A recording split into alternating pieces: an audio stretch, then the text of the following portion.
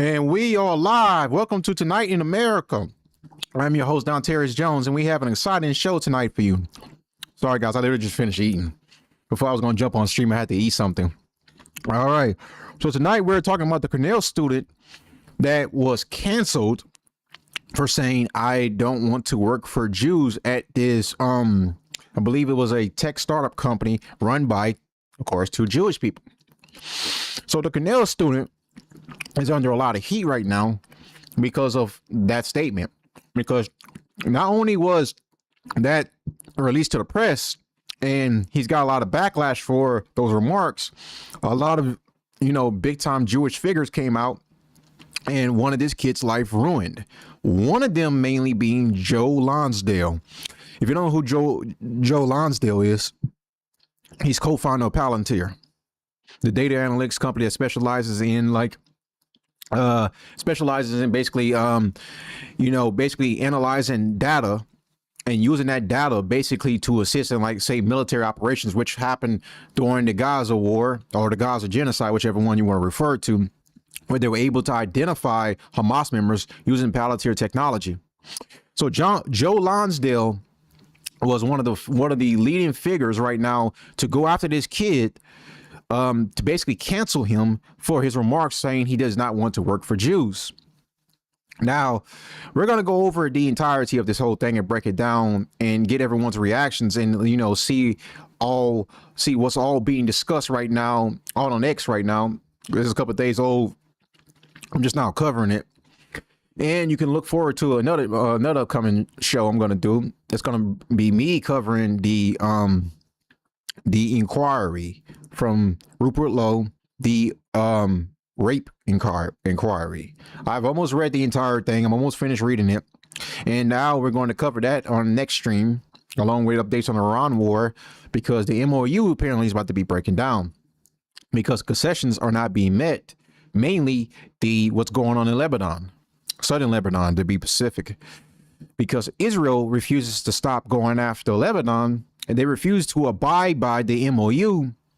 And they feel like this is the entire war front that they got going on against Hezbollah is separate and no one can tell Israel what to do. And we also got some videos right now reacting to that because we're going to have this is going to be the most Jewish episode I probably have done. I'm probably not going to stay on Facebook for too long. So I'm probably about to cut the feed right now on Facebook. So if you guys are on Facebook, just come on over to YouTube right now.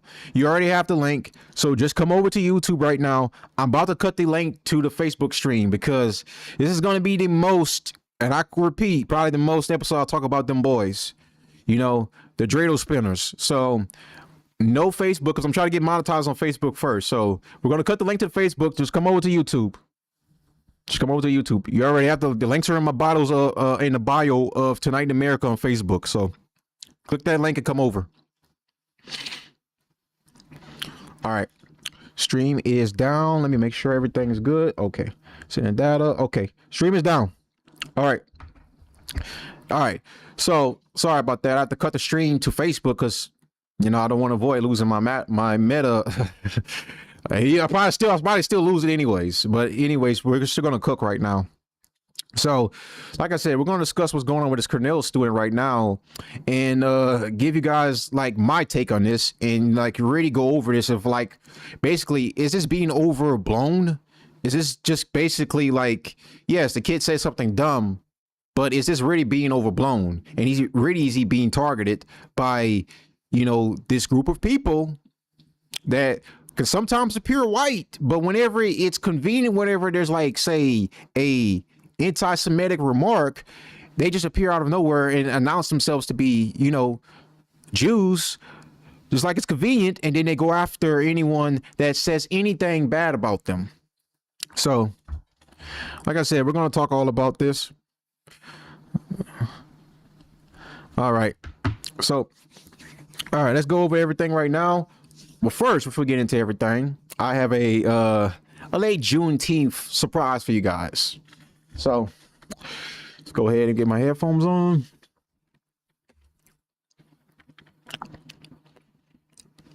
This is from Brandon Taylor right here, Officer Tatum. There will be no Juneteenth without emancipation. We're celebrating the wrong date and missing the bigger story. The real miracle wasn't June 19th. It was the end of slavery itself. 100% agree, because these black supremacists are out of control and they're worshiping a holiday that has that wasn't the original day of ending slavery. It's just a stupid holiday. That's all it is. But anyways, let's get into it right now and see this video. It's a long story. I know really what happened, but it was a Wall Street for the blacks, I think so. For some reason, it's recognized as a holiday that there was a gap between when the people knew they were freed in, I believe, Texas, and they didn't learn until June 19th. So there was a period of time they're actually freed and didn't know it. I think you might be right, but I'm not sure. I'm pretty sure I'm right. All right. But to me, it's a bizarre holiday because it's basically celebrating not knowing you're free. That's true. So let me articulate this real quick for people, for all my people that love me, and we all on the same wavelength, all right? You got to think, when the Emancipation was signed, there was no cell phones. There was no internet. There was no TV broadcasting. They didn't go around and say, hey, tune in tonight on the live stream. I got some breaking news. So it took a while after the Emancipation Proclamation was signed for people to begin to get the memo that, yes, the Emancipation Proclamation was signed. You are no longer obligated to be enslaved by somebody. And there were places that the message did not get to, that they had to eventually go out and make sure every ends of the Southern slave, I guess, apparatus was notified. And Galveston, Texas was one of the last places. And so what are we doing? We're celebrating that black folks didn't know they were free? That's actually pretty funny when he words it like that, because you look at the history of Juneteenth, the holiday itself is just like, it's just made just basically for stupid people that celebrate it. It's made like the whole concept of Juneteenth is like, it's a dumbass holiday made for dumb niggas that just want to serve, that just want a reason just to celebrate, and just like, oh, Juneteenth is just to piss off Republicans, just to piss off conservatives, just to piss off white people. Same thing with Pride Month. They just want to flex it in front of your face or whatever and say it's just a way to piss off the right wing. It's a holiday celebrating the freedom of slavery and, I don't know, butt sex and scissoring month. When in reality, I mean, like Brandon just said, that's the easiest way to put it.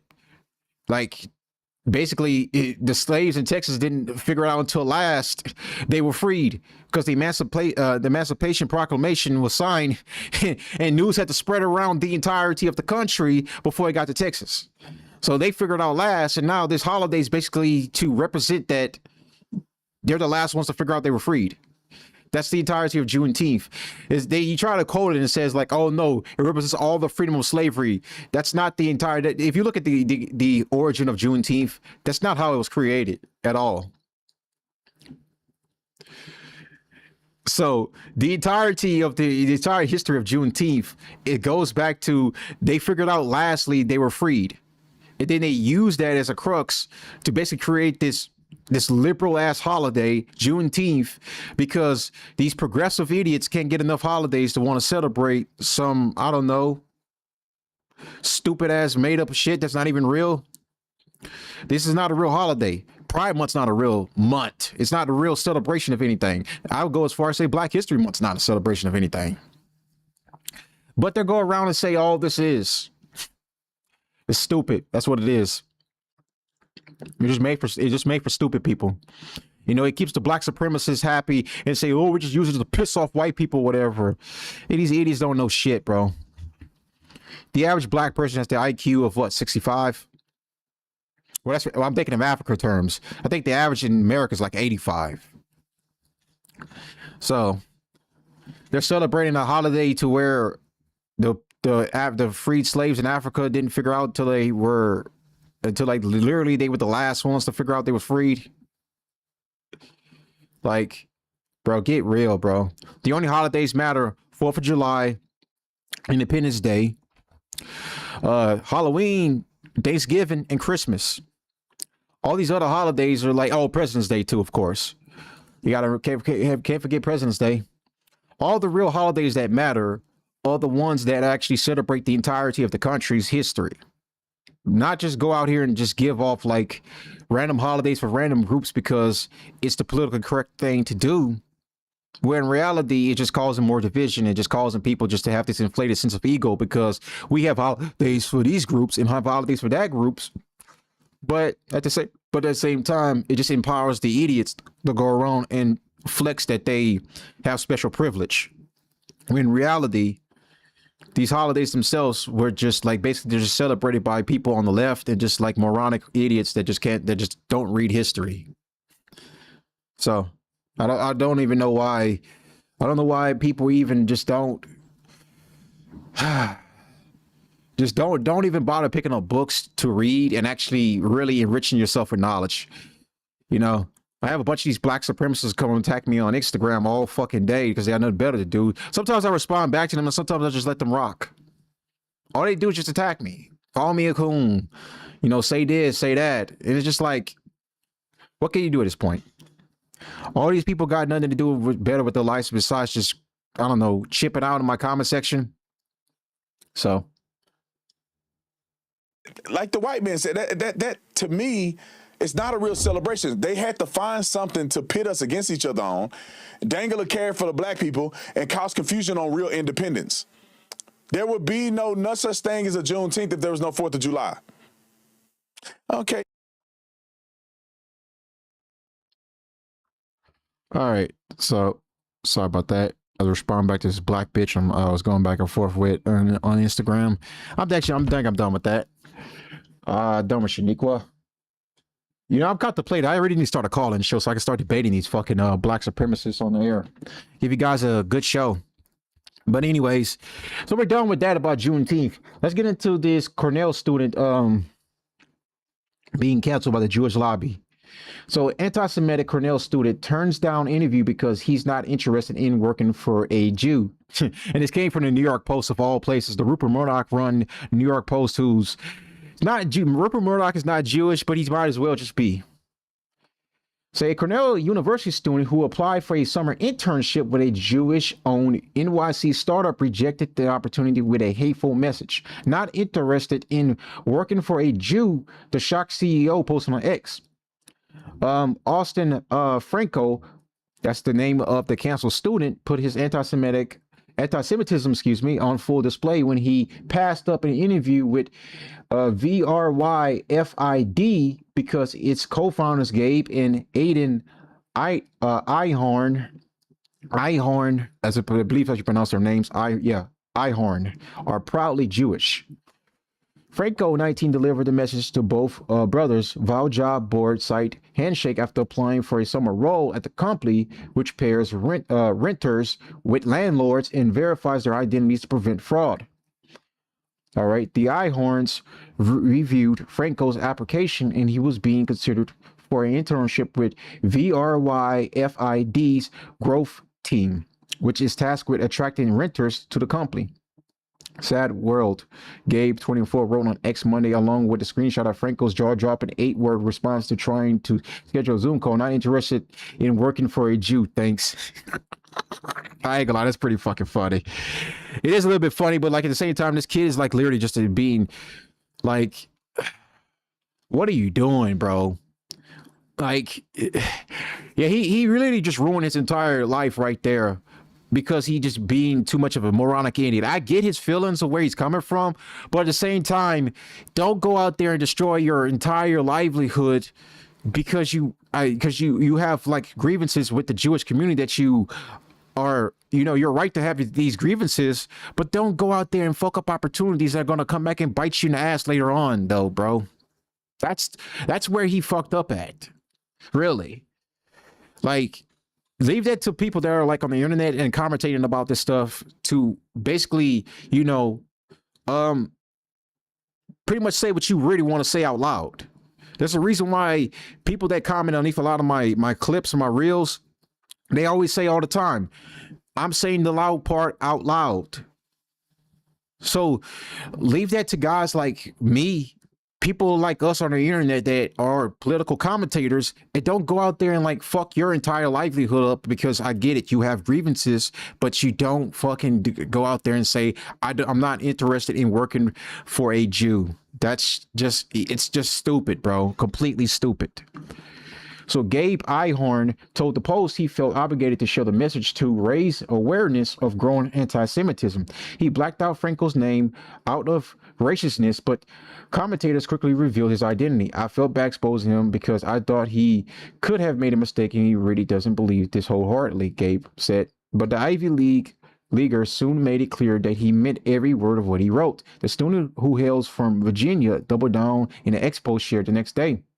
My experiences with Jews have not been pleasant, both in person and online. This is not to say I haven't had positive experiences, but on the aggregate, that is not the case. Franco wrote. Cornell, where Franco studies industrial and labor relations, according to his since deleted LinkedIn profile, is investigating the incident. He sent the disgraceful message on Monday, about a month after Cornell's semester ended. So let's go back up here right quick and analyze right now what these guys' business was, because I think I gave the wrong explanation about the business. So these guys run a business basically to where, okay, so let's go right here. Let's see, where is it? The Ihorns reviewed Franco's application. He was being considered for an internship growth team, which is tasked with attracting renters to the company. So let's go ahead and like get a clear view for this company right here. So, all right, so copy, go open up another link. Excuse me right quick, guys. Take my face on screen.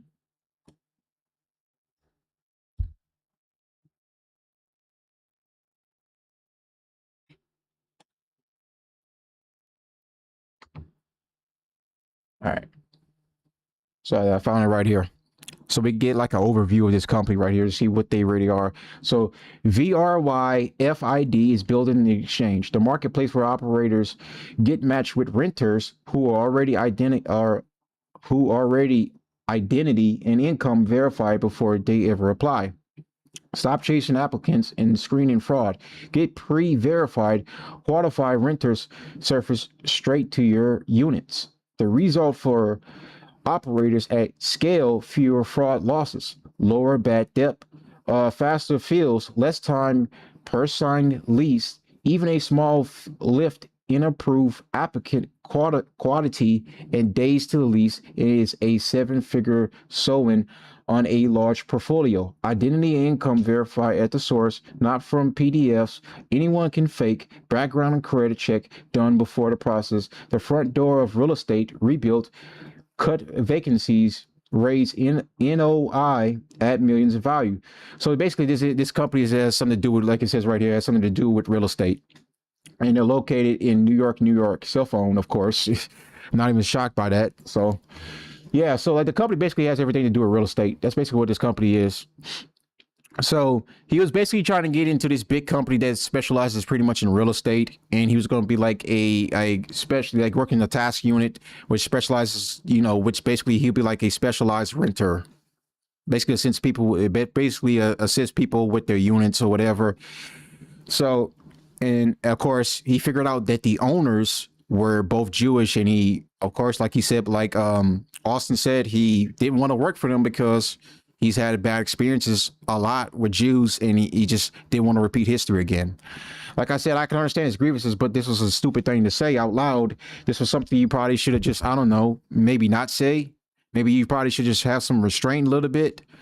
But like I said, I can understand his grievances, but it's like, you got to think before you act on this regard. You can't just go out there and just like, I don't know, crash the fuck out and ruin your entire life just because you do have grievances with Jews. You got to realize sometimes you got to play the fucking part to get in these positions before you can speak freely, do whatever you want, say whatever you feel. There's a level to this, bro. And like, he just didn't play the game on smart mode. He played the game on hard mode.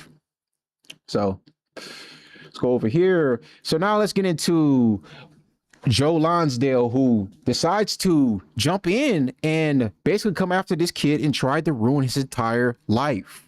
So after exposing Cornell student Austin Franco for telling NYC startup co-founder Gabe Ihorn that he did not want to work for Jews and cascading Ihorn as a weak Jew for declining the fully named Franco, Joe Lonsdale suggested he would do the same if someone said they did not want to work with a woman, a black person, or a Hindu.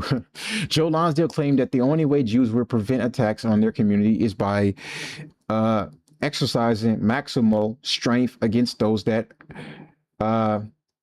aggravate them. All right, so let's go ahead and get it. Let's see some of these messages because I can't find this anywhere because this is Joe Lonsdale right here. Let's go some of these messages. Afraid to show his name.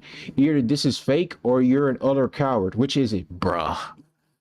So this is Gabe Ihorn. Yeah, I made a fake AI message from Handshake. You caught me. Or maybe I just don't want to expose his whole life. But clearly people want to see that happen.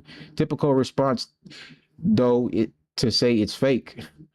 Two Jews are fighting right now about how they should destroy a young man's life. I mean, like Gabe Ihorn already put this guy already in the line of the fire, and Joe's just coming in just being like a more radical Jew and just say, you know what, you're too fucking scared. Give me this guy's fucking name. Give me his information. I'll do the rest from here. You weak punk. That's basically what he's saying. No, Gabe, you're being weak. If somebody does this, they deserve consequences. The only way people prevails is with strength. Be a strong Jew.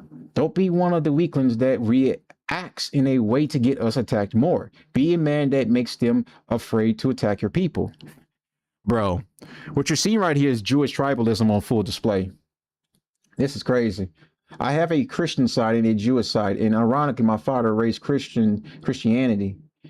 Would be more likely to fight back harder here. Given everything Jews have faced, many have the instinct not to engage and to be very cautious, which is sometimes wise, but often hurts us. And there's one last one. If somebody says they don't want to work for a white person, we should expose them. If they say they don't want to work for a black person, expose them. Same for saying it about a Jew, but only pushing back on the third will earn you thousands of attacks from these what's that? Okay. So it's funny enough, this guy went out here. So he had another exchange right here. Yeah, and we aren't buying it. You people are a driving factor behind the destruction of the West. It's too late to switch up now and suddenly support white people. We already know what you are, loser, bruh. My family has been here for hundreds of years and fought and died for this country. The Jews, from my mother's side, have contributed to our country in amazing ways. Your brand of retarded hate is the only thing threatening to destroy our civilization, but you'll lose, bro. Joe's going off right now on everybody right now. It's clear as day that he is like, you know, is that feeling inside of him that he has to go through with this to destroy this young man's life because he just said something stupid. Like, he's overdoing it right now. He's just trying to ruin this young man's life for just literally just saying something. Like, he's immature. He's like an immature kid. He's going to say something stupid, but you're punishing this kid for literally really no reason at all. And here's Fox News right here. So Fox News, Emily Compagno, I believe he pronounced her name, 46 demands 14-year-old student Austin Franco have his life ruined for saying in a private email that he's not interested in working for a Jew. Cancel culture is back. Fox News and Palantir are leading the charge. And it's crazy that this was said on Fox News of all places, because we're the right. We're not supposed to believe in cancel culture, especially just for something that's not even like as harmless as just like saying I don't want to work for Jews. Einhorn, one of those owners of that company, Emily, that we just watched, he said, I felt bad exposing him because I thought he could have made a mistake, and he really doesn't believe that wholeheartedly. I'm glad we know this individual's name. I'm glad he was exposed. Indeed. And the brothers are so generous and graceful, certainly more than I am, because I do want his life to be ruined. I agree with you. It is a permissive structure. And parents, what are your children putting out there? What are the people that have been in your household putting out there online and to their friends? What has been fomented? Because clearly there is a disconnect. Somehow this person learned that there is an audacity that you can have with this anti-Semitism. That's what I found so shocking. Guy and I toured Poland together last May, and I whenever I see things like this, this. It harkens me back to our trip, where apparently there's been no evolution since World War II. That deep-seated cultural hatred that's been allowed, that's been fostered, has somehow reignited here among the youth. And it is sickening. Cornell needs to take greater steps. So do parents. So do online forums. And somehow this 65-pound vessel of hatred needs to know that not only is this not okay, but it's not acceptable socially, because clearly online and among those kid groups, I keep saying kid, among the youth, they have learned that it's okay, that it's right to have this Yeah, so what I'm just seeing right now is like, so you know how on the left they take up for the minority groups, they take up for, you know, all the oppressed people that they feel are being, you know, not having fair opportunity because of white supremacy. So what we're seeing on the right now is we don't see, they obviously don't share that sentiment, because for them, the version of their minorities is the Jewish people. Because these guys, because let's be real, the right wing is literally heavily influenced by the Jewish lobby. They have major influence on this side. And a lot of these people, especially Fox News, Rupert Murdoch funded, these people are literally like paid propagandists. Like Emily right here, she's Italian. Because I was researching a little bit more about her a second ago.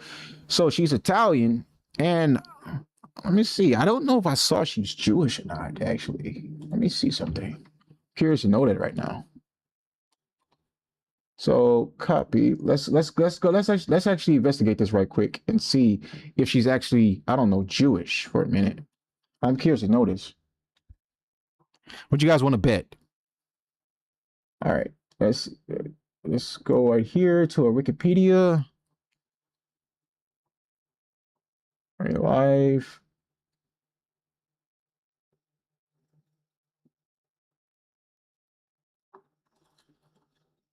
Kompenko.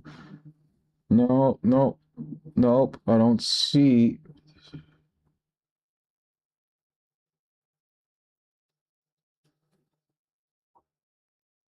So she had relatives that served in World War II, though. She had relatives serve during World War I and World War II. So she may not be. I don't see. No, she's not Jewish per se. So I don't see her. No, so she's not Jewish, but Karpenko is definitely. She does have like emotional attachment to it because of World War II. So that's where her heavy emotional attachment, and then plus all these people have been flown to Israel and have kissed the wall, and have probably did a propaganda trip to Auschwitz too. So I mean, that's just not a surprise at all. Antisemitism. It felt sickening for me to just quote him, by the way. To just say those words, quoting him, felt sick. I'm really interested to see if Mr. Franco gets a job. Does anyone hire this guy? I really, like, bro, he's literally just an immature, like he's a young, immature dude. That's just really what he is. Like, they're going hard on a young dude for just saying that. And like, all he said, I just didn't want to work for a Jew. And they're blowing up. They're losing their fucking minds like the left right now. This is like liberal activity, what these people are doing right now. This is literally straight liberal activity. The right wing, we don't cancel people. These people are literally trying to cancel this young man for just saying something stupid. really want to follow up on this. One quick thing, because Emily, you invoked our trip to Poland. She mentioned that earlier, but it's like I want to comment on that too. She did say she with the Poland. Look, I like Poland for their based immigration policy, but bro, you guys have Auschwitz. This is so fucking funny, bro. And in Europe, in pre-World War II, that era, it didn't go from everything's fine to the death camps in Auschwitz overnight. There was this slide that happened, and this is an echo here that we have to keep an eye on. Bro, I'm telling you, bro. How are these people on the same side as me, and they're starting like the left right now, man? This is insane to me. So Fox News ran at least 6 segments to yesterday attacking 19-year-old college student Austin Franco over a private email he's since saying he's not interested in working for a Jew. America's Newsroom interviewed the doxer Gabriel Z. Ihorn. Then it was covered by the Falconer-focused Outnumber America Reports, the story with Martha Matt Collum and Fox News at Night. Fox host not only said they want Franco's life to be ruined as documented below, but also repeatedly suggested that other prospective employers should keep him from getting a job, bro. It's like they're trying to literally blacklist this kid from like ever getting a job anywhere in America. Like, what the fuck is this? Are you serious? Like, they're trying to blacklist him just for saying that line? They also falsely claim Ihorn did not intend to dox Franco, yet Ihorn's very first post included Franco's dox, and it's still up if you look at the post edit. Like, bro, that's what I'm saying. Like, Joe Lonsdale was just far more extreme with it. Ihorn literally doxed this guy's little address when he first dropped his information, his name on the internet. And he said he didn't want to ruin the kid's life. Dude, your first post was literally his whole entire name and his address. It's like literally his whole information. That's insane to me. Two Jewish brothers offered to interview him for a summer internship at their startup. He posted this reply. That it didn't have the scribble scratch right here at the beginning. That was actually off, but they redid it again. This time they put the scribble scratch in there. Not interested in working for a Jew. Thanks. The brothers with this response. There's too much hate in the world right now, and to overgeneralize one specific religion or one specific race is never a good idea, because you see people that are across the board from different walks of life that could become friends, that can do business together, that can build a family together. So I never think it's a good idea to overgeneralize in that sense, and I think we need to come together and look at them, man. Bring more love. You could just tell these two right here, just by looking at them, you could tell they're wearing a fucking yarmulkes for fuck's sakes, bro. The world. Wow, just wow. CB Cotton's got more on this from New York City. CB? Hey, John. So Cornell student Austin Franco is accused of sending the anti-Semitic message. And in several online remarks, he appears to be standing by his comments. He was supposed to join an online live stream last night to discuss the controversy, but he backed out at the last minute and wrote a lengthy X post saying it was best for him to put the interview on hold and suggesting his future at Cornell could now be in limbo. The post also reads in part, quote, "I will fight for what I believe is right, not for money, power, or something material, but for the cause itself," end quote. According to startup founders and brothers Gabe and Aiden Einhorn, Franco applied to their company through an online hiring platform and was accepted in the first round. The brothers say Franco sent them the anti-Semitic message through the same platform after they followed up to schedule an interview. The brothers shared screenshots that they say show Franco replying, quote, "Not interested in work for a Jew." Gabe Einhorn initially concealed Franco's identity when posting the exchange online. But Franco's identity was later revealed through online comments, and Franco responded once again, standing by his message. The Einhorn brothers tell Fox they only spoke out to highlight anti-Semitism. The goal really for me in that initial post was just to show the fact that there is clear. I'm telling you, like the left has, you know, the minority groups, for the right, the minority groups of the Jewish people was like they're literally just doing, they're parading these guys around as victims like the left would do for all the oppressed minority groups. So what they do is just bringing the Jews around just for like what, it's words. It don't work for a Jew, and then all of a sudden it turned into like a whole global. It's just like a whole like global catastrophe. Just because he said I didn't want to work for a Jew, they blew this out of proportion to destroy this young man's life for little to no reason at all. Anti-Semitism in the world. After seeing people try to deny it and tell me that it doesn't exist, I was trying to show an example of, look, this is clearly anti-Semitism. You can't argue against it. In a statement, I would think these two are not even right wing. They're probably liberal as hell said too. its Office of Civil Rights has opened an investigation. Like Chavez, Fox reached out to Austin Franco for a comment and was referred back to online remarks. John. Mr. Franco may find it difficult finding another internship after that. We'll see. CB Cotton, CB, thank you. These people, bro, I'm telling you. Like, man, they're giving me the left energy right now when it comes to the fucking minority groups, bro. This is insane to me, bro. Really. So this is Dr. Simon, B24-year-old Cornell student, Some guy hounds you for 3 interviews. You finally say, "Nah, I'm good." Later, found out the guy, Ihorn Gabe, is Jewish. Tell him your experience with Jews haven't been good. Guy immediately doctors you, leaks your full name, email, has your personal life investigated all over one comment, tags Bill Ackman, drags in Palantir co-founder, hands the whole thing to the media. Jew York. He really wrote that shit. New York Post wrote a full article. Anti-Semitic college kid refuses to work for Jews. Like, that shit was crazy. We read that earlier. That's really funny. Pure victimhood porn, bro. I'm telling you, bro. How is it that they're going around on the meat, like literally for the right wing Jews or the blacks or the Mexicans or the the liberal Asians and fucking who else I think of? Oh yeah, the Middle Easterners. They're getting paraded around by the left, by the communist, Marxist whites on the left, and on the right wing, who were parading around the Jews as the equivalent to the. And I bet these guys are not even right wing at all, bro. This is pure crazy. Because like most of these guys are turning away from the Democratic Party because the Democratic Party is taking more like an anti-Israel approach. There are still some left-leaning progressive like Jews in the party, but they're far few in between because the majority of them are coming over to this side because they're not with the progressive, social Democrats that are rising up and are being very heavily anti-Israel.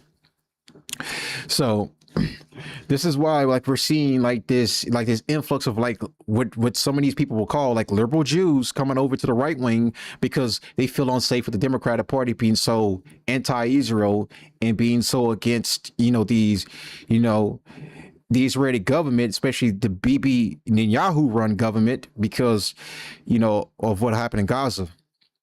So this is why we're seeing these mass exodia of a bunch of Jews coming over to the right wing. But it's still, like I said, the left still has a good number of them on their side, but I think it's far few in between. If I have to do headcanon, probably. Proven right in minutes. All this because a goy said no thanks to working for Jews. The pattern recognizes itself. The goyim no. Bruh. This is so fucking funny. All right, so this is Glenn Greenwald, who is a Jew, of course. Okay, like I said, not all Jewish people are bad. Let's make this clear. Not all Jewish people are bad. Not all. There are some great ones and there's some good ones. Let's just say that. So a 19-year-old college student quietly turns down a job interview, stupidly telling the company it's because he doesn't want to work for a Jew. Within 2 days, the billionaire co-founder of one of the world's most powerful corporations, Palantir, demands that the company release the student's name to the world. The company instantly complies. National media trumpet the incident and spread the student's name and face all over the place. They're treating this as like a national catastrophe right now. They're treating this like it's a 9/11 type of crisis right now. Just because this kid said I didn't want to work for a Jew. That's just crazy, bro. They're literally doing this to a kid who's just said I didn't want to work for a Jew. They're treating this like a 9/11 crisis. That's how badly they're literally just taking this out of proportion. Senior Trump DOJ official repeatedly urges the public to notify him if that student is ever hired anywhere in the future, promising to use his office to keep the student permanently unemployed. They basically treat him like a PDF. I'm not even joking. They're treating him like a PDF. Like he literally just touched a kid, and this kid's getting treated like a PDF right now. It's like his entire life is being ruined just because of him just saying I didn't want to work for Jews. Adults with large influential platforms, pundits, media types, even elected officials right here on X routinely say things as bad as or often much worse than pretty much every other group you can think of without facing a single consequence, let alone a completely unhinged, coordinated campaign of very powerful people to run their lives, ruin their lives forever. Glenn must have been in the zone typing this out. He forgot to put in some actually might have didn't proofread his written, but I mean it's still real typed out. I'll give him that. Yeah, so as you can see here, we already seen these text messages earlier. This is Joe Lonsdale's back and forth with Gabe Ihorn. Um. All right, and this is Leo Terrell. This is a house nigger right here, bro. This nigga's in the house. This is a house nigger right here. Boy, I'm telling you, bro. BB keeps this nigga in the house, bro, when he goes to Israel and visit, man. This nigga don't get to sleep in the out hard because he said massa good, man. BB he patting this dude on the head right now. Let me guys show you guys who Leo Terrell is, bro. This guy is, bro.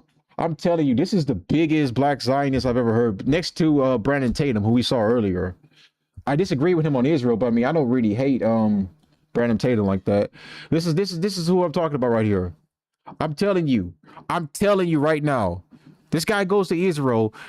You know, BB's patting him on the head like, good boy. You did the work of the Israeli lobby. Good boy. You get to sleep in house tonight. You get cookie. Bro, this is so fucking funny. All right, so this is Leo Terrell. If the Jew hater is ever hired, please post and I will retweet, bro. That's crazy, man. I'm telling you, this is just getting outrageous. So Gabe Ihorn responded to Glenn Greenwald. I never revealed the kid's name until he commented on the post. Get the facts right. Then what did you mean when you said to the billionaire Palantir co-founder after he berated you for concealing the student's name and angrily demand that you release it by saying it's your obligation as a Jew to punish him? You're right.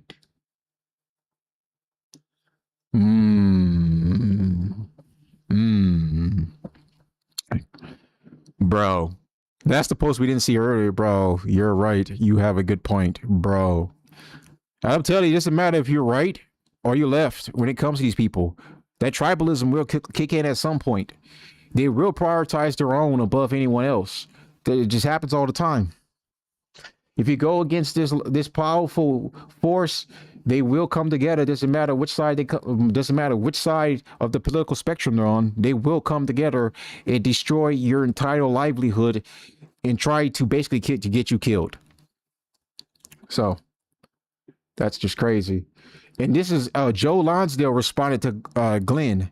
So if somebody says they don't want to work for a white bro, we already read that post earlier. So I think Glenn responded to him.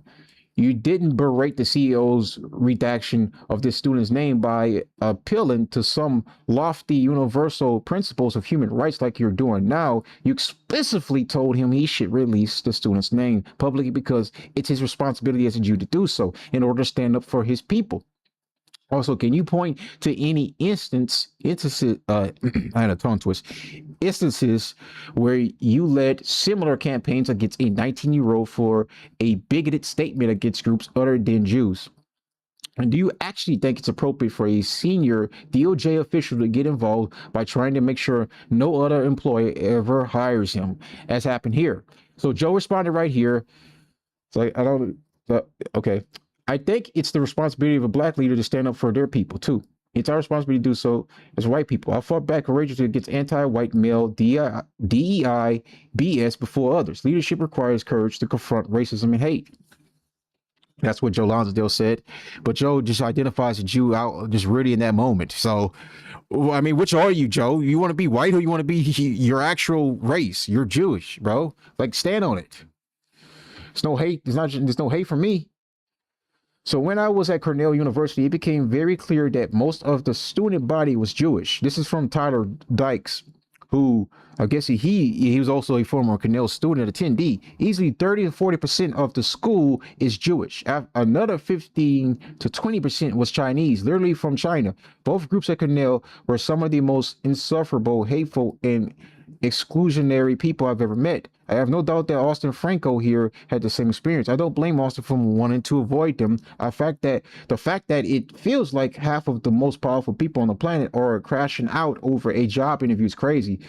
What's that old saying? Those who make peaceful change impossible make violent revelation inevitable. So Palantir co-founder Joe Lonsdale's involvement in Austin Franco's revenge doxing is critical because Palantir themselves put forth a DEI program after October 7, announcing they only hire Jews. Ooh. Nuke drop. Though Ben Shapiro hailed the DEI program, saying, "Love this" on X, most observers railed it against it and noted how using racial preference in hiring is illegal in America. Their argument that Franco not wanting to work for a Jew is some outrageous civil rights violation falls completely flat, considering they themselves publicly stated their intent to only hire Jews fearing anti-Semitism. It's perfectly legal in America for individuals to decline to work for people based on racial preferences, but it's completely illegal for companies to use racial preferences in hiring. Even if you only look at this from a social cost perspective, Palantir, a massive corporation with a market cap of $314 billion, faced zero repercussions for their discriminatory DEI program. On the other hand, Franco, a 19-year-old unemployed college student, is being dragged through the mud and attacked on all fronts by some of the wealthiest Zionists in America, along with the Murdoch's Fox News, for a statement he made in a private email. Students on campus are terrified and have been instructed by administrators to hide their Judaism. We are launching an initiative for students who, because of their tested fear for their safety on campus and need to seek refuge outside traditional establishments of higher education. They are welcome to join Palantir, and we are setting aside 180 positions for them immediately, bro.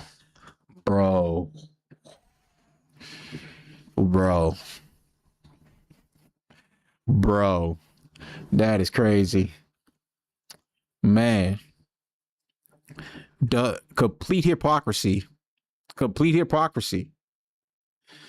You know, we're supposed to call out all forms of like these DEI practices being used to disenfranchise groups like white people, you know, any other groups that are being disenfranchised against DEI practices, which for the most part are just used to disenfranchise white people.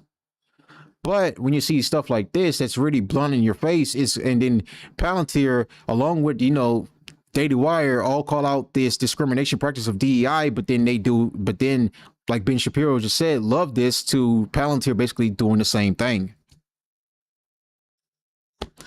So they're supposed to be against it, you know. Peter Thiel is supposed to be like this pseudo right wing, I guess you can call him a pseudo right winger, but at the same time, he does a DEI version of his own practice by just strictly having one point hiring 180 jobs exclusively for Jewish people. You can't tell me that's pure. That's not, if that's not hypocrisy, I don't know what is. So here's our boy Nick Winters. He goes in on Joe Lonsdale and Ben Shapiro. They all have this mentality that the Goyim need to be afraid of the Jews. Could you imagine if a Muslim was in charge of Palantir talking like that? We would run those people out of town. And Joe did respond to this post too as well. This is a dirty lie. I never said it. I don't believe it. I have lots of close Christian first cousins and family and friends, for goodness sake, and have written about how the religion has been core to the success of our civilization. Yeah, but the second this kid said I don't want to work for a Jew, like that other side of you came out, bro. That other side of you came out. I thought you're supposed to be LARPing as a white guy. What happened to your white guy persona? But suddenly a little small hat appeared out of nowhere in your head. You're rubbing your hands like this. Now all of a sudden, you don't appear to be white no more. I hear a little New Yorker accent, that little Yiddish accent, along with the American speaking English coming out. Oy vey, the anti-Semites need to pay. That was the worst. That was the worst voice represent. That was a worst voice reenactment. Okay, I'm not the best at doing that. I gotta practice that. But anyways, you get the point. In our country, it's true that anybody has a right to believe what they want and to associate with whom you want. But what I do believe is that as Americans, we should maintain a social professional norm that it incurs as cost on somebody if they express hateful, discriminatory views in a situation involving hiring or colleges. We don't want to live in a society that normalizes hate against anybody, whites, blacks, Asians, Jews, etc. Of course, when you express this about Jews, these neo-Nazi losers come out of the woodwork. Excuse me. I know with the name calling, Joe, with the name calling. So let's go ahead and listen to what Nick has to say. Hey, Joe Lonsdale-Steen, if that's even your real fucking name, Joe Lonsdale. What kind of name is Lonsdale? What is your name? Lonsdale-Witz? Lonsdale-Steen? What was your name before you fucking changed it at Ellis Island? We need to make them afraid of us. Hey, Joe, who's them? Who's us?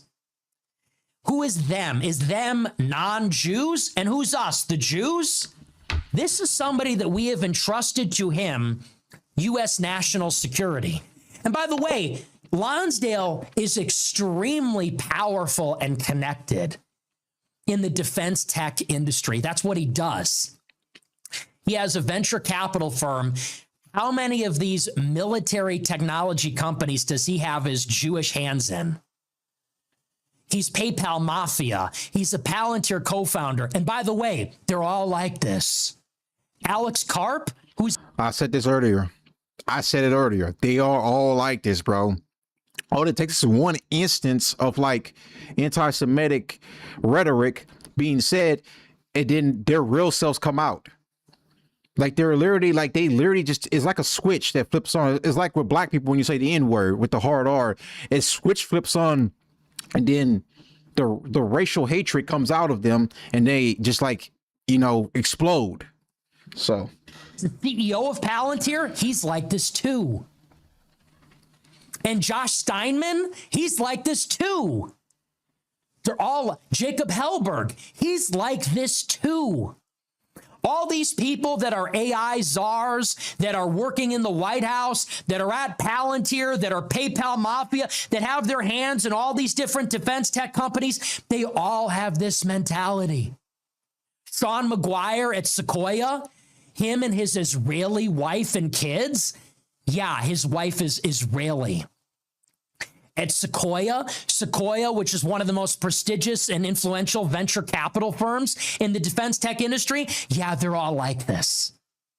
He's like that too. Sean McGuire is like this. He's butt buddies with Lonsdale. Lonsdale's like this. Millerman is like this. Stephen Miller and his wife is like this. They're all like this. Facts. And they who are running our national security, they all have this mentality of the Goyim need to be afraid of the Jews. Why? So that we as the Jews can prevail. Prevail over who? Over us. Is that not disturbing that Larry Ellison, Barry Weiss, Mark Levin, Laura Loomer, Josh Hammer, Josh Steinman, Sean McGuire, Michael Millerman, Stephen Miller, Joe Lonsdale, Alex Karp, they all have this mentality, which is for the Jews to prevail over mankind, us Jews need to make the Gentiles afraid of us. That's the only way that's who is in control over our society. Larry Fink, Bill Ackman, the people that run Wall Street, the people that run tech, the people that run the media, the people that run the government, the people that run the Senate. This is how they think. That 19-year-old had an anti-Semitic thought, destroy him, dox him, don't be weak, show no mercy, crush him. Facts. I said that earlier. Because our people have to prevail by making the others afraid. Could you imagine if anyone else, could you imagine if a Muslim was in charge of Palantir talking like that? Like, think about it that way.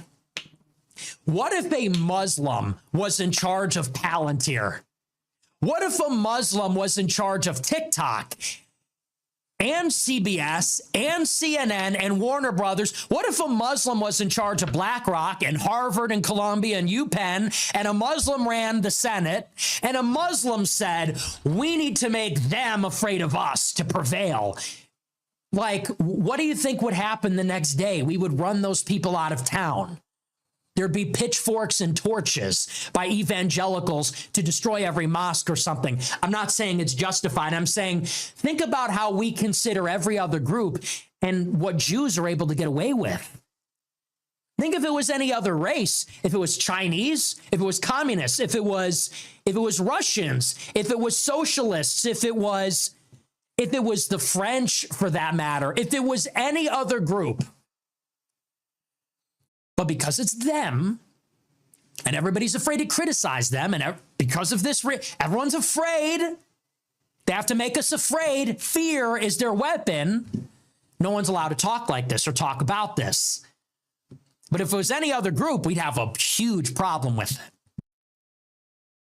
Facts. All right. Hope you guys enjoy that. I let him pretty much go off. Try not to interrupt as much, but it's like that's just so true right now. Because that's how these people think. Like, we're gonna hear some more videos later right now because we have just yet to scratch the surface, but this is just how they think. You know, that one little remark, and then this guy went straight, and then, you know, Gabe Ihorn literally went to the internet and just exposed Austin Frankel's entire name for the public to see. And then, you know what happened? All these big tech guys that are Jewish came out of nowhere, started attacking him, and said that you need to go further than that. We need to destroy this man's life completely and like blacklist him from having a job at all in this country as long as he's alive. You know, they want to embarrass this guy right now. They want to ruin this guy's life, you know. And this kid is just, like I say, he's 19 years old.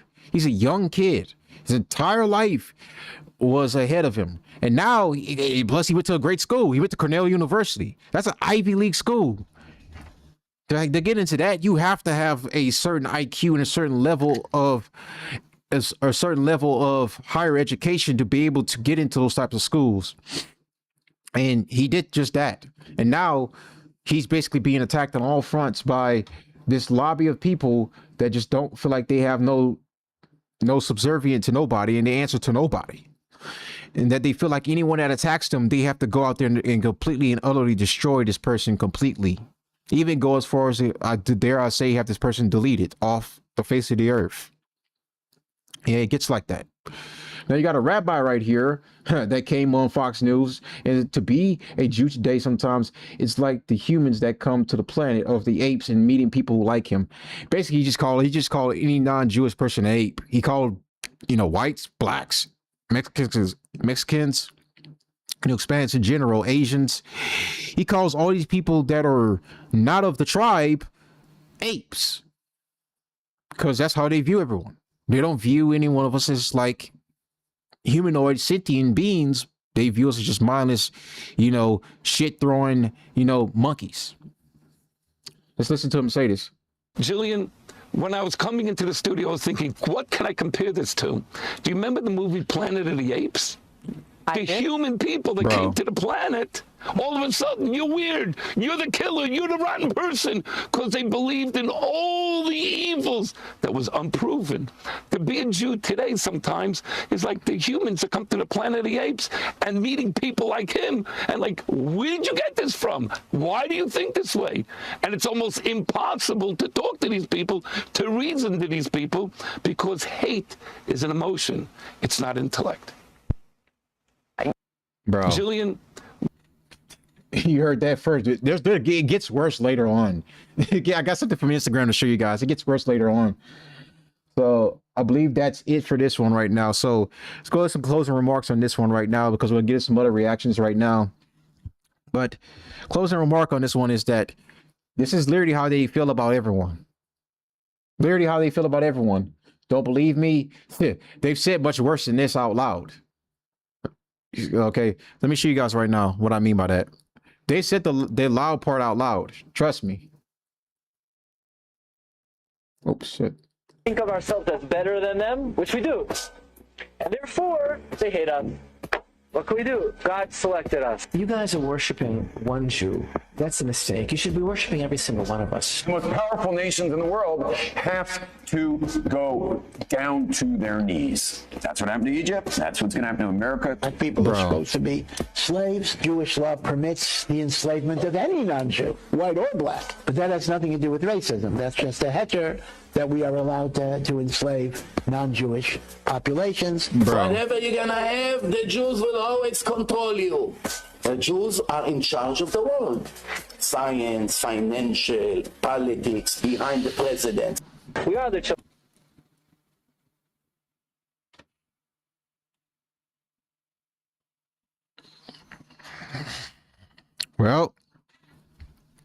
heard it right there.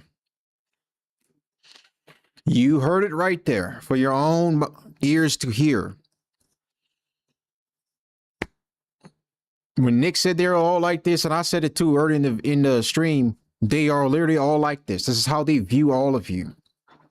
You know, not all of them are like this. Okay, I'm gonna make this clear. Not all of them are like this, but it's like a staggering majority of them are like this. This is how they view this. This is why, like, a staggering majority of Israelis in Israel are for the war with Iran, because since October 7th, they've been living in a constant fear of warfare, and now it's radicalized them even more so, to the point right now where they're justifying any military actions as long as it takes to basically eviscerate all of their adversaries, whether they be Hezbollah, the Houthis, Iran. You know, it doesn't matter who. They want to eviscerate all of their enemies completely. They want to annex Gaza. They want to annex southern Lebanon, really all of Lebanon, and control it for themselves. So that way they grow their expanding empire. They say this all the time. It's always right there for you to listen to. So what happened with Austin Franco right now is an example of, like, they're coming for this young man's life because of just simply saying something. I guess you could say immature, but they took it way out of proportion to go after him. And as a number former student, Dykes, he reiterated a point of his own, saying to back up Austin Franco, basically to say that, yes, there's a bunch of Jews that do attend Cornell University, and they're not very nice to them, especially to non-Jewish groups. They're very asshole-like, they very tribal, and they're very, like, not, like, comforting people. So this is kind of why Austin Franco probably felt this way, and he basically expressed that, and he didn't say it in a mean manner, even if I don't agree with what he said. But I mean, he still didn't say it in a mean manner. But the point of the matter is, they're going out here trying to destroy his life just really over something as stupid as just saying I don't want to work for Jews, which is, like, again, they're trying to destroy this young man's career, entire livelihood. This guy is being talked about the DOJ right now, which is crazy. It's enough. They're treating him like he's literally like a domestic terrorist just for saying that one line. This kid's get treated worse than most prisoners got. Well, not even now. I wouldn't say that. I was about to say something else. He's getting treated as if he's, like, literally a enemy in his own country they was raised in and born here on. So this is literally like pure like tribal nature. This is just pure flexing their power, flexing their invincibility, flexing their influence to show you. And they've done this multiple times over the years, showing this lobby always exposes themselves. Whenever they feel like they're being attacked, they're going to attack back, and they're going to attack hard. They're going to take you out. Literally and figuratively. They're going to ruin your life. It's happened to a lot of right-wingers, even left-wingers, you know. So this has to be a reminder to everyone right now of, like, what you do and what you don't do. You don't go out there and just say that stuff. No, you go to college, you get a degree, and you get a good job. A great paying job. You do politics the right way. You don't go out there and just get yourself exposed and to get yourself targeted by this lobby because they're going to make it their mission to just destroy you. They have this complex, like they are God's chosen. That's a godly complex. That's literally that's literally like the epitome of, like, self-righteous complex. These people worship themselves because they truly believe they are God's chosen. And then you have these evangelical Christians that go out there every time and feel like it's their God-given right to serve them no matter what, even at the cost of betraying their own country, because doing what's best for God's chosen people it outweighs far more than being patriotic for your own country and actually being America first. Because most of these people, these evangelicals, are not America first at all. They're anti-American. They're anti-America, being patriots, anti-being nationalist. The only thing in their minds is they are to be subservient to these groups of people that have their own interests that are antithetical to America. Guys like Ben Shapiro, Mark Levin, Laura Loomer, people like this, Joe Lonsdale, Alex Karp. These people sit up here and have their own interest, which is not at America's interest, but the interest of a foreign nation, the Israeli nation, over the American nation, over the American empire. This is why these people, they do not at all have the best interest of America at heart, and they damn sure do not have the best interest they don't have the best interest of really any nation but their own. They look out for their own and they protect their own. They put their own in power to ensure that they never lose power. They always make sure their people get smart. They make sure their people get into communities where they only live at. They make sure their people has influence on politicians that will better serve them specifically, but at the behest of everyone else. So this is why you need to understand this type of stuff. And this is why we need to really get smarter, get wisen up, and really fight back against this stuff. But we can't go back into it. We can't fight back against it the wrong way. We have to actually get smarter and actually have to organize better. So that's just what I wanted to say, because right now, it's clear right now that we don't know if the MOU is going to hold up, which is not, obviously speaking, under the Israelis, is never going to hold up. They're going to continue to fight at any moment. They're just going to continue bombing Lebanon and then provoke Iran back into striking them and then just restart the war completely again. That's just what's going to happen. So that's that. Let's get into some other stuff right now. But I have like a lot of other stuff because we're going to cover a little bit more right now before I get off. So J.D. Vance likens Israel to European allies, rejecting the claim that Israel's interests are never aligned with the U.S. They're a good partner in the same way that the United Kingdom or France are good partners.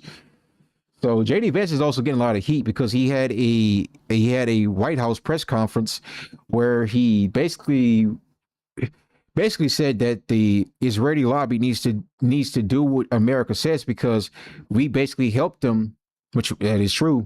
We've helped them over time grow into the country they are right now, with the weaponries, the aid, the constant always starting wars at their benefit. We've done so much for them, but we've never benefited from nothing of that at all. America has not benefited at all. As a matter of fact, we've suffered far more than we've benefited. So let's listen to what JD has to say. And I think there are some people who will say that Israel's interests are never aligned with America's, and I think that's also not true. I think the reality is they're a good... It's actually true. Partner in the same way that the United Kingdom or France are good partners. That doesn't mean that we're always going to have aligned interests. And I think there's some... It's not, we don't have aligned interests at all. They have their own agendas, their own goals, and they want to go about it in their own way, which is using us to fulfill those goals for them, so that way it can be handed to them on a silver platter. It's just a lot of these people are just stupid enough to fall for this crap.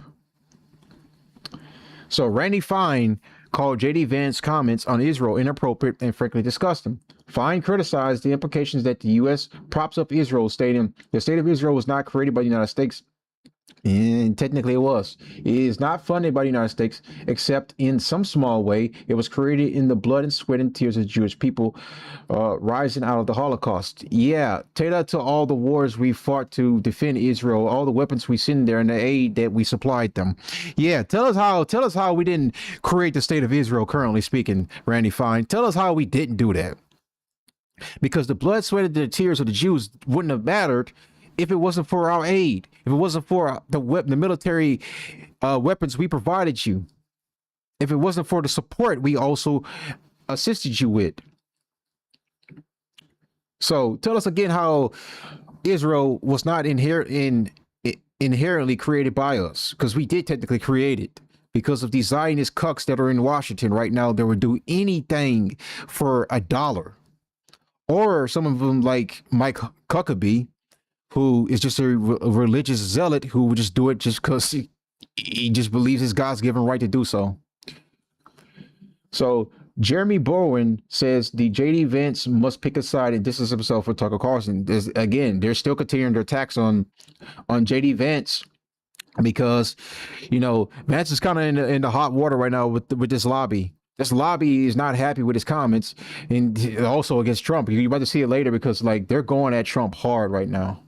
Tucker's son works for Vance. Did. Tulsi, Vance, and Kent had a friendship, had a relationship, right? Sometimes they'll say that's the group right there. Rubio is kind of like, look, guys, I don't even want to run in 2020. He keeps avoiding it. Like, I don't want to run. I don't want to run. I don't want to run. You know he's going to run, okay? And JD, I don't know, you know, we're going to be thinking about maybe I got to spend time with the kids. Everyone's bullshitting, saying all this stuff. They have to run. There's no way these guys are not running. You got to run. You got to run. You reach for the ring. So let me ask you know, is it fair to say that you and Ben are 90% on the same page politically, ideology-wise? Yeah, there's probably no one in public life with whom I agree more on politics than Ben. Okay, perfect. Certainly. So let's leave it at that. So, bro, if that's the case, would you trust a JD for 2028? Not today. I'm not saying that I can't support JD in 28. JD plays his politics incredibly close. JD is a very peculiar figure in our politics in that we don't really know exactly what he thinks about some of the most important issues happening, not just like abstract ideological issues, but what he actually thinks about real world things that are happening in real time right now. And what does JD really think about the president's actions in Iran? Just as one example. I don't know. I can make a case both ways, and I can point you to some evidence both ways. I think JD has played it too close and lost the trust of a lot of people who he will need in order to win. Not too late to recover that. You're going to have to give people some visibility into what you think, and it's going to have to be the things that they need it to be. I think that JD is too online. I think he's so perpetually on X that he's sometimes... Like I said right now, 2028, the Republican primary is coming up next year. I mean, you're going to definitely have between Marco Rubio or JD Vance running for president. So the choice for the next Republican candidate for president is going to be between those two right now. But the main question you should be asking, who is the Israeli lobby going to support? And right now, as you've seen all this anti-JD Vance rhetoric from the Jewish lobby as of late, Jeremy Boren, Randy Fine, Ben Shapiro, like all these types that are going against JD Vance. In some cases, they're also going against Trump for doing this MOU, the Memorandum of Understanding, because they don't want peace. Okay, you're going to see in a minute because we have a tweet for Ben Gvir, two tweets actually for Ben Gvir. I actually have another one from Mario, which there's a video of Ben Gvir basically explaining why why Israel needs to continue the attacks on Lebanon and why they don't really want to stop. Their goal with Lebanon is completely annex the entire region, at least the land, at least the parts that they already militarily conquered. So, like I said, the ticket for 2028 is going to be between Marco Rubio and JD Vance. And right now, it seems like to me, JD Vance every day is losing more and more support from the lobby, and especially for his friendship with Tucker Carlson, who today announced that he's no longer going to support the GOP any longer.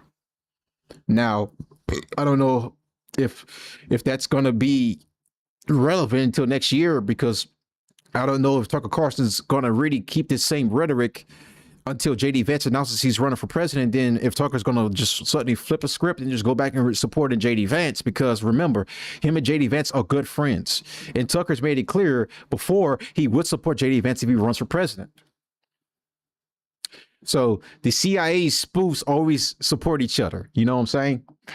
So, and don't get me wrong, I like Tucker Carlson. You know, his backstory is very skeptical to me, but at the same time, it's very clear what's going on right now. These coordinated attacks is because of Trump and JD basically being, in some cases, a little bit like I guess pushing back a little bit on the Jewish Israeli lobby.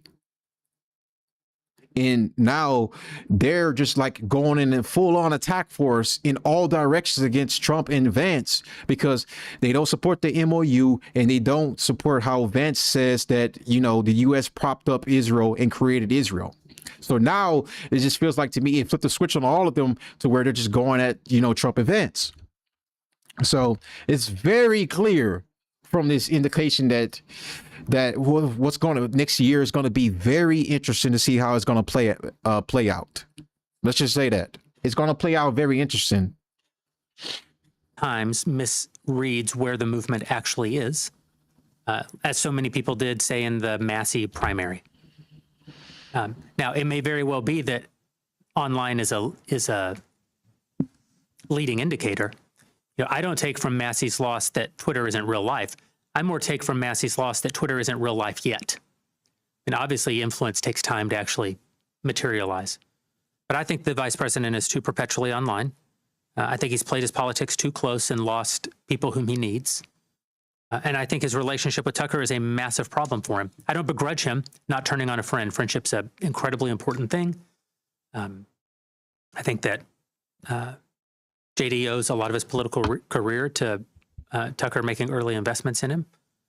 I think he probably likes Tucker on a personal level. I think it's a good thing not to lightly turn on your friends. It's a bug in my house. But Tucker's at war with your actual administration at this point. If you're still advocating for Tucker instead of instead of defending the administration against the charges of someone Sorry, like guys, Tucker, there's like a bug in here. then you're sort of misreading the job, in my opinion. So, can JD win? I don't think JD can win today. But the election isn't today. Will JD be able to win by 2028? Yeah, he can. That's a lot of time in politics for course correction and showing us who he. It's going to come down to JD has to show us who he really is, and who he really is has to be able to keep together the Trump coalition or build a different coalition that's capable of victory. Right now, I don't think he's on a track to do that. I think Marco is far more likely to keep the Trump coalition together. How will they today? attack Marco? See, that, oh my gosh. Let's be the devil's They advocate. literally just told How you do the juice attack right Marco? there. They just told you the juice right there. What you're going to say of Marco is that he's a liberal. What you're going to say of Marco is that he's squishy. What you're going to say about Marco, and you're going to say that because you want to set JD up as the real, true voice of dissident right-wing conservatism. I don't think it sticks, though, because Rubio's tenure as Secretary of State has been so masculine, has been so strong. Bro. Also, some things just come down to you own part of the most storied baseball franchise in the country. So you know that at the end of the day, there's like a man, I lost that thought. Bro. Baseball and Rubio was a pretty good thought. Anytime you're talking about a Cuban guy. No, you said liberal. You were going liberal. They're going to say he's a liberal. Then Always let them talk and let them reveal themselves, bro. They're basically already telling you that the Jewish lobby is going to pick Marco Rubio for 2028. That's their guy right now. That's who they're leaning towards right now. Because JD's getting the irony. He's getting the literally he's feeling the wrath of the lobby for his comments. And he won't condemn Tucker Carlson. Like Tucker Carlson for them is their major op right now. Like the lobby wants Tucker Carlson. Dare I say that they want him wiped off the map right now. That's how bad the lobby really wants Tucker Carlson gone, bro. Like they feel like he's their biggest op right now, currently speaking. You know, even though Nick is still around and doing his thing and he's growing right now, he had his generational run last year. Tucker Carlson still has the wrath of the Jewish lobby on his back right now. You know, he just had a show where he said that Israel is not our greatest ally, and he went over, in detail how they're not and how they had foreign knowledge about 9/11. So it's very clear that right now the Jewish lobby wants Tucker Carlson taken out right now, and completely left utterly deplatformed. But he's too big to cancel. He's way too big right now to cancel. Same thing with Candace Owens. She's too big to cancel, even though I don't agree a lot with Candace says, but the problem is she's too big to cancel for them. So they're trying their hardest to deplatform Tucker Carlson and depower his voice. The only problem is he's gained such a massive amounts of followers, even if they're from the Middle East. He's still gaining more followers, and it's hard to take him out because he's too big right now. And if they did, I mean, it would be kind of obvious who did it. So they can't stop Tucker Carlson, and this is the reason why the Jewish lobby is leaning towards Marco Rubio. He's looking like he's going to be their guy.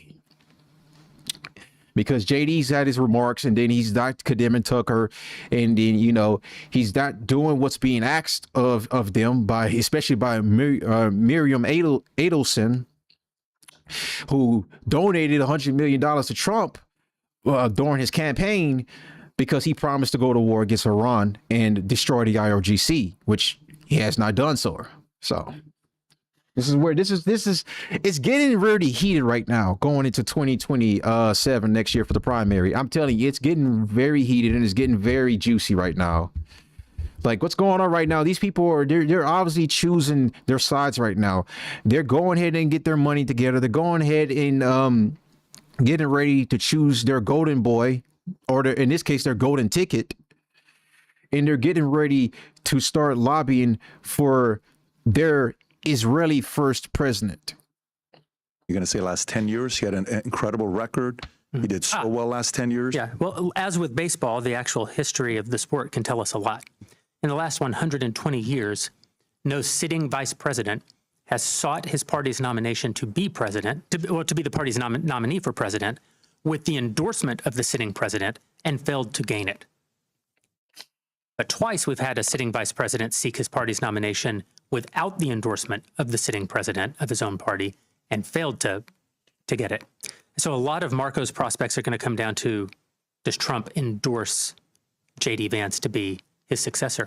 If Trump sits it out, it's going to be I think it's going to be a true open primary. I just understood what you just said. So got it. So who were the ones that didn't endorse the VP? Oh, man. I know Pence has now won, so it's not like because he went directly against him, but I'm wondering who that is. Who the other what were the VPs? Because we'd have to look this up. Reagan supported Bush.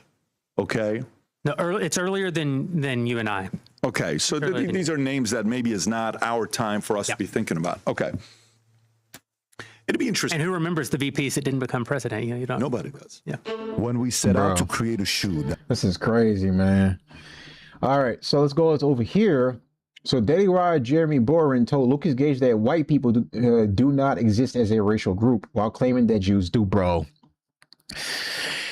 The anti-white racism from this crowd of people is insane to me. And when it's convenient, they're just claiming they're white. But in this case, Jeremy Boren's leaning into his Jewish side, and now he's saying white people themselves do not exist as a racial group, which is it's a bit of a racial hatred thing to say, Jeremy. I mean, wow. I think you have it in you, buddy. I think you actually made a really profound point, which is not just true of the Jews and the Holocaust, but and anti-Semitism, but really a lot of tribalism is driven by external hostility. Yep.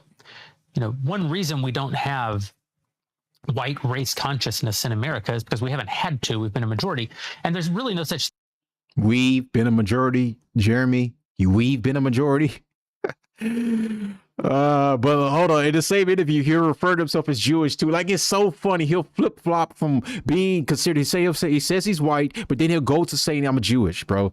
Like, bro, pick a side already, bro. What are you? Thing as white people. Yeah. You know, America was settled by the British, and then it was even more Germans came over, and then the Irish came over, and then the Italians came over, and that European migration that came in all of those different waves didn't see themselves as one group of people. The reason you see an emerging white consciousness in the country now is because there is opposition to that, what has historically been a diverse set of people, and they're being treated as one group of people. It's an umbrella term, like the word Jew. Like, Jews are different people. I think you just... It's insane to me, bro, to hear this, bro. Like, bro. Like, what side is he on right now, bro? Because, like, he will pick and choose whatever he wants to do, because this is just what they are. They let the mask slip off whenever it's just like they can't control themselves, because they always take it back to World War II. They're always going to remember back to that time during that event that happened in Poland at Auschwitz. They're remembering this event that happened. It's always in the back of their head. So they may act like they're based. They may act like they're right wing. They may act like they're on your side. They may act like Stephen Miller, who's for deportations, any means necessary, shoot and kill leftists. Yeah, blue, blue, blue. But when you criticize Stephen Miller's wife, who's Jewish with Jewish kids, the Jewish mask slips off. Exhibit A, when she went on Piers Morgan and debated Cenk Uygur, I believe I pronounced Cenk's last name right, but I'll just say Cenk for purpose because I don't want to sound like a dumbass. Cenk Uygur's, I got it right. I think I got it right. Cenk Uygur, who and Stephen Miller's wife had a debate on Piers Morgan. And then she basically just accused Cenk of just being like very anti-Semitic and says that, basically saying that he wants to, harm her and her Jewish kids or whatever. Basically she had a grade 3 chip. Let me not say that. She had a grade 3 chip out, or a kvetchen. For them, it's kvetchen. It's crazy to be like these people will literally like sit up here and act like they're very base and right wing, and like we're supposed to not even like be offended towards words on this side. But these people, anytime you say anything negative about them, the mask slips off and they expose who they really are. You can criticize everyone else. They're for the racism, but only when it's not on them. Jews are for it, but they're the only when it's not on them. You could say anything you want about blacks. You could say anything you want about Hispanics. You could say anything you want about Asians. You could say anything you want about Middle Easterns, Muslims, whatever. You could say anything you want about white people. The second you say anything about Jews, debanked, deplatformed, canceled into oblivion, you anti-Semitic, you need to go. You cannot exist in this world. You cannot have a livable wage in this world. You cannot have a livable job in this world. Your entire livelihood would be destroyed. And if you want to apologize, you got to take the trip to go to the wall, put your hand on the wall, and wear this stupid little fucking hat. And then, hey, they'll let you back. They'll let you back into civilization. Then you have fulfilled your debt. You have fulfilled your duties. So. That's exactly how they view everyone else, bro. That's exactly how they view it. So here's our good friend, Itamar Ben-Gvir. He goes over it gets worse from here because the other tweet that he had the other day was fucking wild, bro. But this one right here is pretty outrageous because this guy, he's literally extreme. He's an extremist, bro. This is literally an extremist to the full degree. This guy doesn't give a fuck. He'll go out there and say the most outrageous shit ever because, quite frankly, he is extremist. Like he is like people say call them fascists or whatever. They call them Nazis. That's just a stupid terminology. These are Jewish fascists, bro. That's the right term to call these guys. Stop being around the bush. We all know what they are. Like Itamar Ben-Gvir is not fucking around. So the ceasefire of Lebanon is a serious mistake in the pipe dreams of the advisors who are dragging the prime minister into incorrect decisions. Hezbollah has not left the area south of the Litani, and the Lebanese army has no way to enforce its evacuation. The state of Lebanon is a partner of Hezbollah.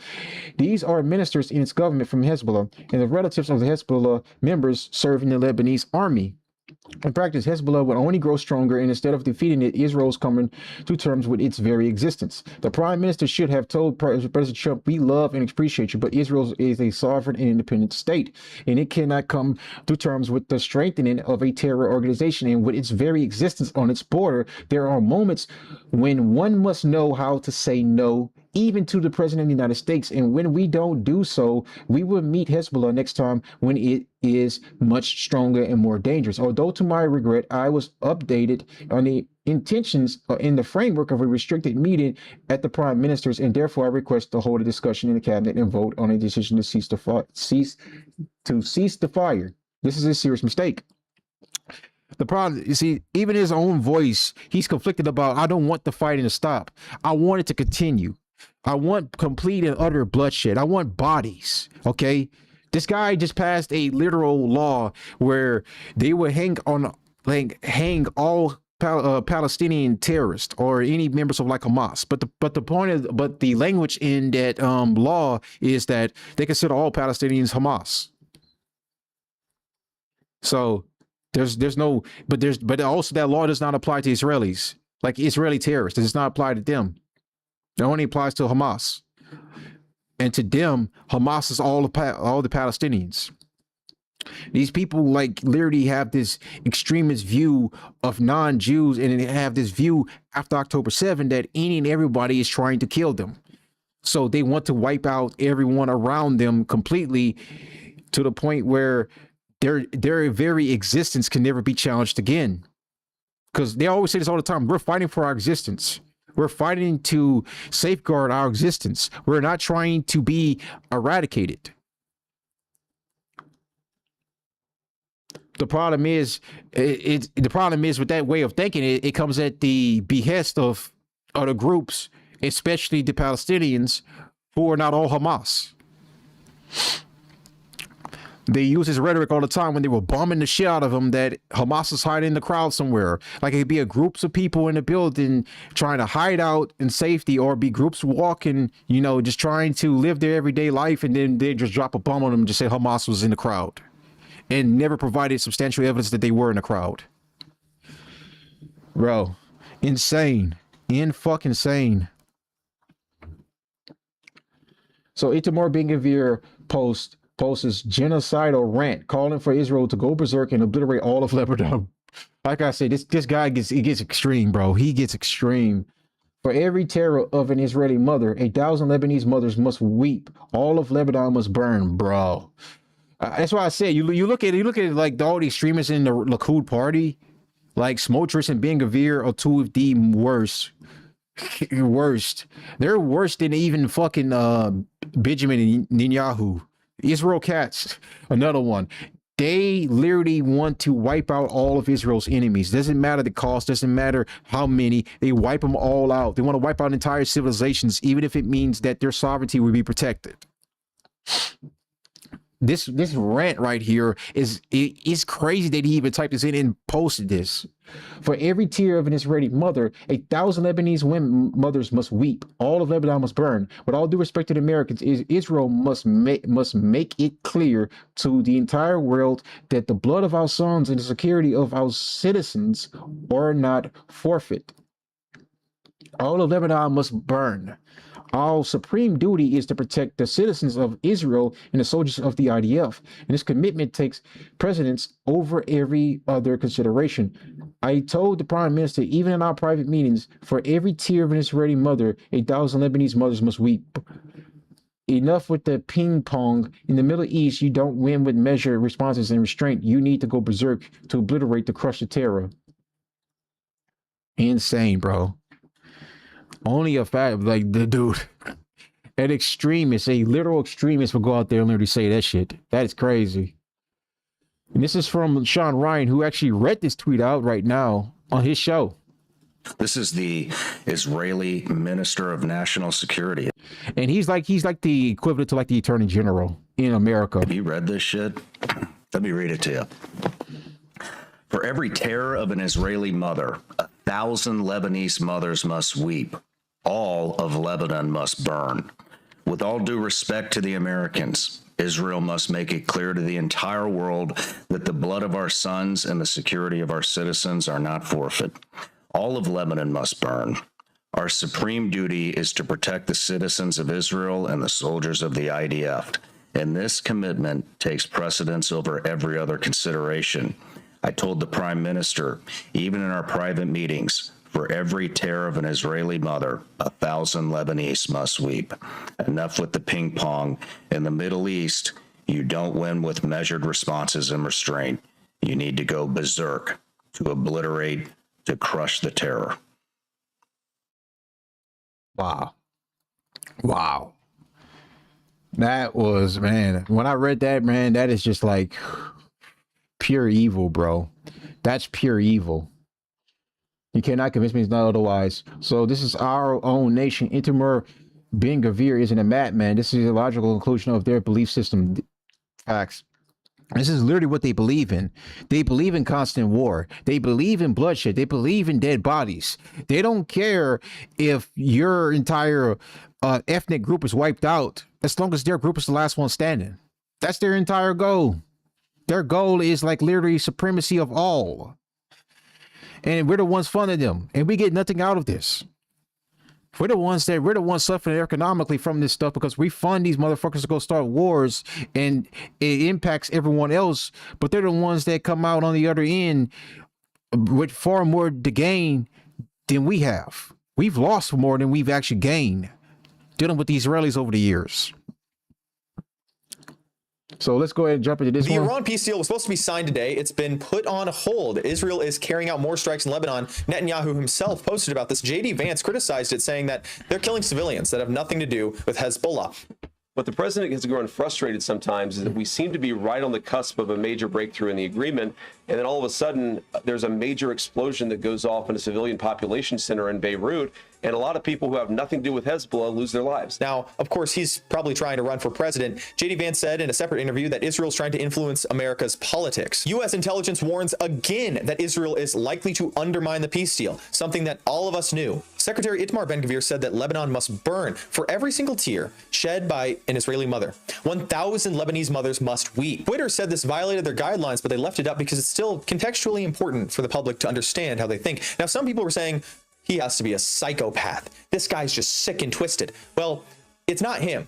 This is the logical conclusion of how they think. In 1989, directly after Baruch Goldstein shot and killed 40 people praying in a mosque, Revaham Zaevi told the entire Israeli Knesset, their version of Congress, that every single Jewish life is worth 1,000 non-Jewish lives. Rabbi Dov Lior, Rabbi Mishrahi, Rabbi Yaakov Perin say that 1 million Arabs are not worth a single Jewish fingernail. Rabbi Shimon ben Yohai says even the best of the Gentiles should be killed. When you're in war, it doesn't matter. It doesn't matter if they surrender. It doesn't matter if they do good. It doesn't matter if they try to save people. They must die. Defense Minister Israel Katz says these neighborhoods are being systematically wiped out. The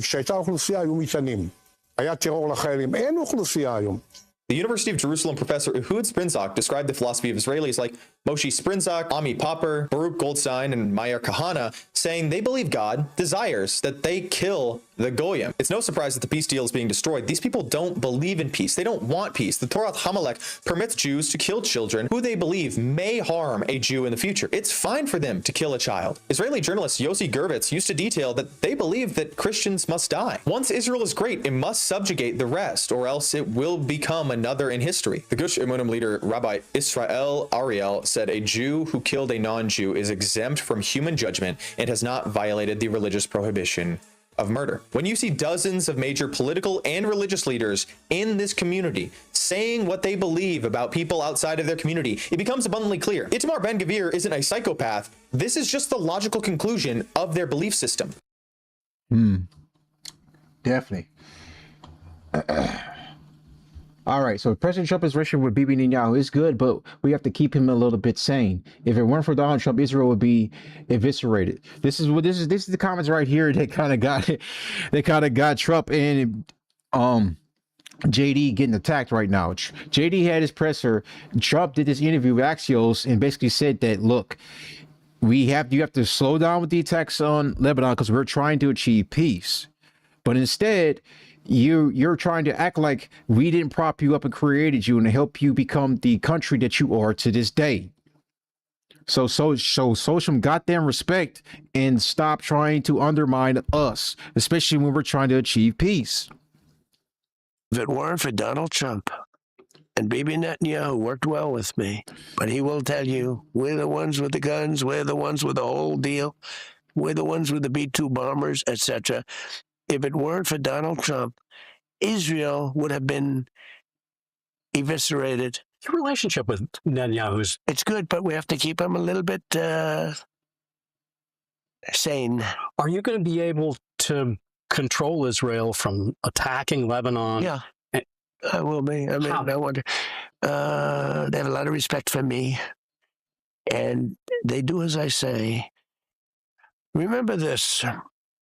If I don't terminate the JCPOA, remember, that was a road to a nuclear weapon, legally. It says right there, And Obama thought he could pay them off. He gave them billions and billions of dollars, 1.7 billion in cash. You know, it was a well-known story, but it didn't work. You can't bribe your way out of it. You can't pay off your way. But if I didn't do that, and if I didn't attack their nuclear supply 10 months ago with the B-2 bombers, Israel would not exist today. That is actually very true. Double Trump now. He's getting into the point right now. So, and now we see Murdoch outlets are basically turning on Trump over Iran deal. So let's go ahead and get through this right now. So Rupert Murdoch controlled outlets, including Fox News, the Wall Street Journal, and the New York Post, are breaking with President Donald Trump over his Iran deal. In a rare instance of sustained criticism from influential conservative media across those outlets, hosts, commentators, and editorial pages have questioned the deal's terms and broader strategy, marking a notable shift from their frequent alignment with Trump's agenda. The criticism underscores the outsized role these platforms play in shaping conservative opinion and political messaging. A March 21 Bloomberg report, citing people familiar with the private discussions, said Murdoch was among outside voices urging Trump to take a harder line on Iran, communicating with him multiple times as his media empire adopted a hawkish tone early in the conflict. So let's go to Fox News. Criticism grows. The most visible pushback is coming from Fox News, where several hosts have openly questioned the deal's substance. Brian Kilmeade, a co-host of Fox and Friends, described the Memorandum of Understanding (MOU) as a very vague and concerning, pointing to an imprecise language governing the deal. He focused on provisions requiring Iran to use its best efforts to meet key commitments, arguing that the wording raises questions about enforcement. Kilmeade also cast doubts on whether the deal achieved the administration's stated objective, saying it doesn't look like Iran has been brought to its knees, a line that decorated contracts with early claims about U.S. pressure on Tehran. So Mark Levin breaks with Trump, of course. When is this guy never not crashing out about anyone who's not like for killing people that are not killing people that are for Israel's best interests? Excuse me. Fox News host Mark Levin's reaction to the Iran deal has drawn particular attention. Levin, one of Trump's most vocal foreign policy allies, sharply criticized the agreement after its release. Dissecting the Memorandum of Understanding in a detailed point-by-point analysis posted on X Wednesday, Levin argued the deal undercuts U.S. leverage at a critical moment, questioning why the U.S. would agree to an immediate and permanent halt to military action while key issues remain unresolved and negotiations are still ongoing. He described it as unthinkable to give up the threat of force before Iran has complied with any final terms. He also renewed his long-standing warning that Iran cannot be trusted to honor any agreement, arguing the regime has historically used negotiations to buy time and advance its objectives. So Wall Street Journal, New York Post reactions, objective opinion coverage in the Wall Street Journal and the New York Post has raised similar concerns, particularly about whether the agreement offers economic or diplomatic concessions too early in the process. Commentary in these outlets has focused on the risk that Iran could receive benefits, whether through reconstruction funding, sanctions relief, or renewed economic activity, while more difficult issues such as nuclear limits and long-term enforcement are pushed into future negotiations. That critique aligns with long-standing conservative arguments that pressure should be maintained until clear, viable commitments are secured. One Wall Street Journal op-ed zeroed in on the agreement that Iran will make arrangements using its best efforts for the safe passage of commercial vessels with no charge for 60 days only. The op-ed noted that Trump sounded desperate to end the conflict and noted the regime held Hormuz hostage, during the war. The danger here is a formalizing the extortion into a new, worse status quo. The deal also empowers Iran to define the future administration of Hormuz in dialogue with the ambiguous Oman This is a receipt for the surrender of the strait to the dictates of Iranian foreign policy. A New York Post column, meanwhile, ran with the headline, Trump's Iran deal gives the Islamic Republic big wins up front. In America, nothing. So, it's very funny. The second he tries to look for peace and tries to basically drag America out of a war of choice, these media outlets decide to go ahead and turn their backs on Trump and basically just try to bury him. And these are the same outlets that have always defended him in any position, didn't matter what. The second he tries to look for peace under this MOU, they're trying to throw him underneath the bus now. They're turning their backs on him. It's insane to me to see this, to read this stuff. Like, they're basically telling you right then and there that the Islamic Republic needs to be destroyed. We don't care about peace. We want them completely obliterated. We don't care about this war of choice. We just want to go ahead and militarily crush them completely and execute full-on regime change. Doesn't matter how we get it done. So just let them keep talking, and they always expose who they are. And this man, Rupert Murdoch, is a very, very hardcore Trump supporter. And now for him to even have his outlets turn on Trump and basically write, basically anti-Trump rhetoric because of the MOU, basically giving Iran everything that it's asking for. And America pretty much just gets nothing out of it. And we're like right back to the beginning of this war on February 28th. And this time Iran pretty much gets a little bit extra because they not only do they control the Strait of Hormuz, they charge a fee. So that's after the 60 days of negotiating with them, which I will talk about that more. So let's go ahead right here. Mark Levin flying to Israel for Israeli Gov-sponsored summit, and as Netanyahu reportedly seeks to leverage Levin to trash Trump's MOU. Mark Levin told his audience on Friday that he's taking a week-long trip to Israel to spend time with family and speak at an unnamed event. Bruh. As a joke, he said he's going to be meeting with the Mossad, the IDF, and all the top government officials to share information. He's actually not joking when he says that. He's actually very serious. Levin failed to mention he's going to Israeli Gov-sponsored Jewish news syndicate. I also got the videos right here. We're going to talk about that too. All right. Where was I at? Sponsored is International Policy Summit, which is being headlined by Israeli Prime Minister Benjamin Netanyahu, Israeli President Isaac Herzog, Knesset Speaker Amir Ohanan, Israeli Minister of Foreign Affairs, Minister of Diaspora Affairs, Amchi Chikili, Netanyahu advisor Carolyn Gilek, Israeli. Yeah, they got all the top names coming to this event. Okay, this trip comes as CNN reports Netanyahu is trying to leverage right-wing media figures, including pro-Israel podcaster, Mark Levin, to lobby Trump to trash his MOU with Iran. At the JNS summit last year, Netanyahu personally thanked Levin for his service to Israel in the info ward. That seems like a first case of that seems like a first case of treason that I've ever seen one. But yet none of these people are ever charged for treason. They're never charged, and in the old days they would be executed for treason. But we don't do that no more.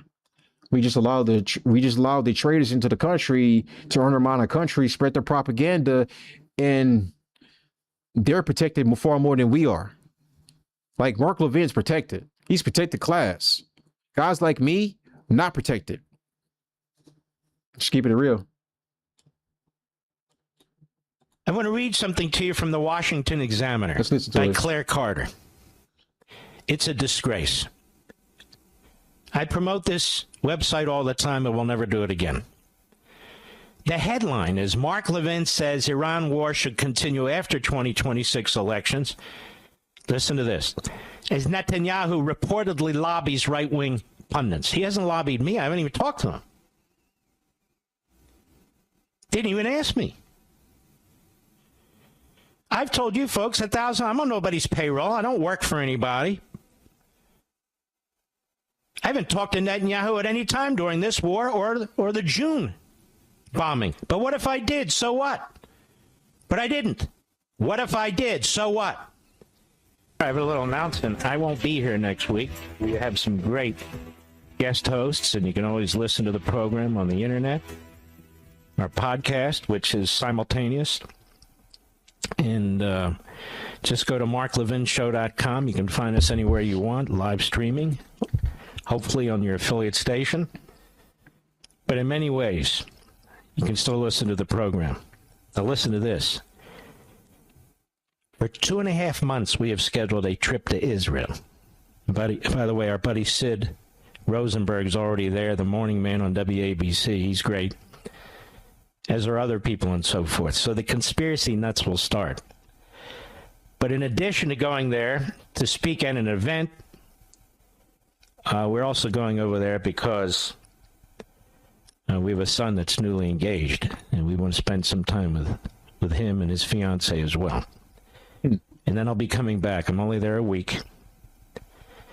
Should I joke, Mr. Producer, or will everybody go nuts? So I'm going to be meeting with the Mossad and the IDF. Yeah, very original. I'm going to meet with all the top government officials. Yeah, very funny, bro. The Security Committee. We're going to share information. Like, you're just going to literally, like, ask your producer, should I joke with them? And then immediately just tell, bro, come on, man. It's dumb. They're going to tell me what to say, when to say it, and how to say it. Of course, none of that's going to happen. Yes, got to pick up my paycheck, you know.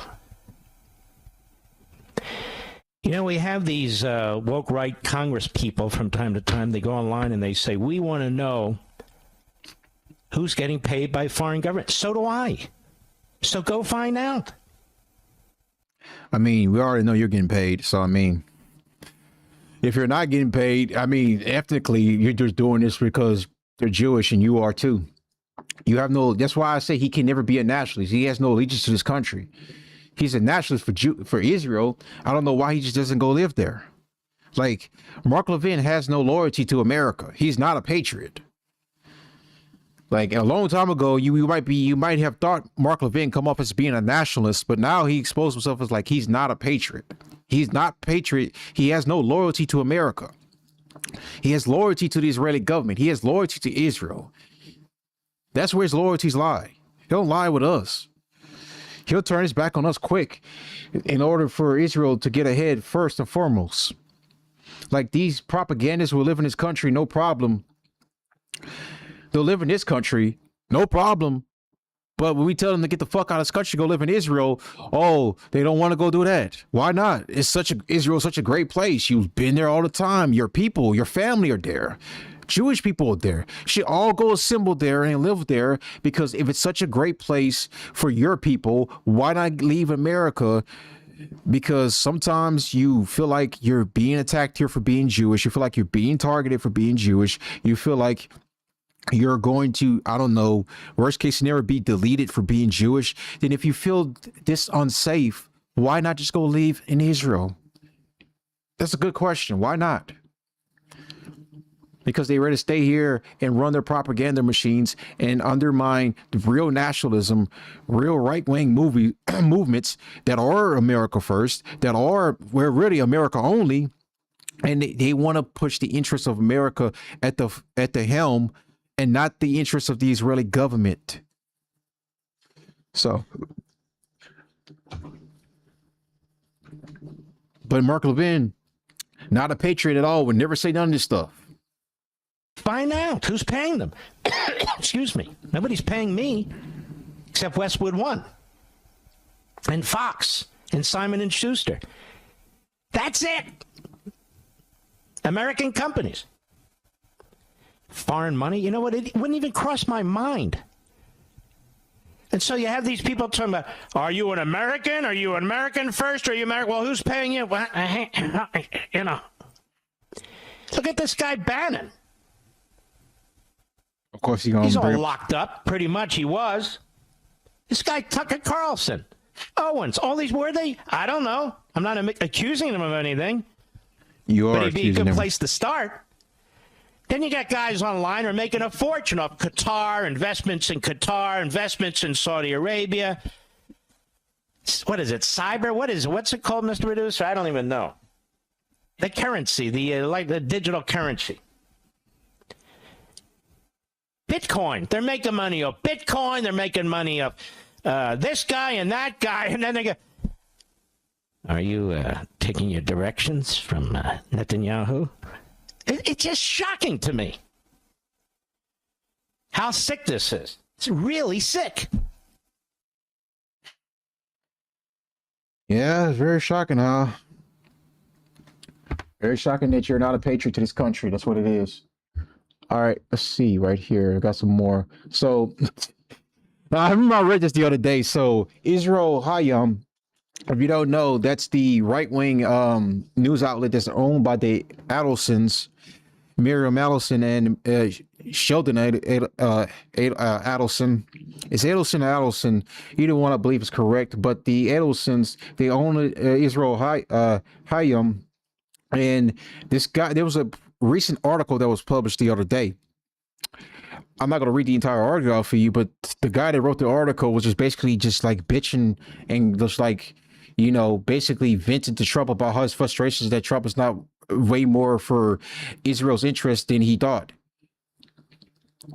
He was just bitching at Trump for not being being more Jewish than the Israeli people are, and for calling for more war, calling for more bloodshed, calling for more lives being lost. He's mad because like he's literally like it's like a long read. It's like literally a long read of him venting his frustration to Trump, saying that he's not the most pro-Israel president that he thought he was. That's basically what the article was. If you guys want to read it, just go read it. It's literally just like it's hilarious to read. The guy's crashing the fuck out right now and just like losing his mind. You really can't make this up.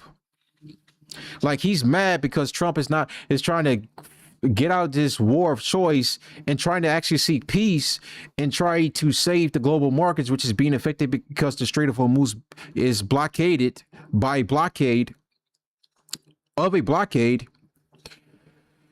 And the Israelis are like, you're trying to seek peace in a war. They basically give Iran more concessions, and you know the United States and Israel get none, which that is an L technically for us, and it's very much an L for Israel too. And because it destroys their goal of regime change and rendering Iran effectively weak and useless. Because they view that if they get sanctions relief, they are paid upfront or frozen assets, and they're able to make money after 60 days from the Strait of Hormuz. This is Iran basically becoming more powerful than ever. And Israel does not like this at all. None of these Israelis like it, because that means their enemy is going to get far stronger. And that means to them, they are even more afraid and even more daring to restart this war and continue to fight it so that they can destroy the Iranian regime completely. So these people, literally, you let these people just keep talking long enough, they're exposed who they are. So you could have been the greatest president of all, but you failed. Mr. President, you have greatly harmed the human interest of the enlightened world. And you may be remembered forever as the president who brought about America's humiliation. You betrayed us, the Israelis. In a single moment, the contempt you once faced suddenly seems so justified and logical. All this just because for a war of choice that they were going to start. And the only reason we even joined is because our pussified government didn't tell them to stand down. And the crash outs just keep getting even more. This is one of these Israeli podcasters who's having like a major crash out right now about this MOU. Dude said Trump has choked. He has chickened out.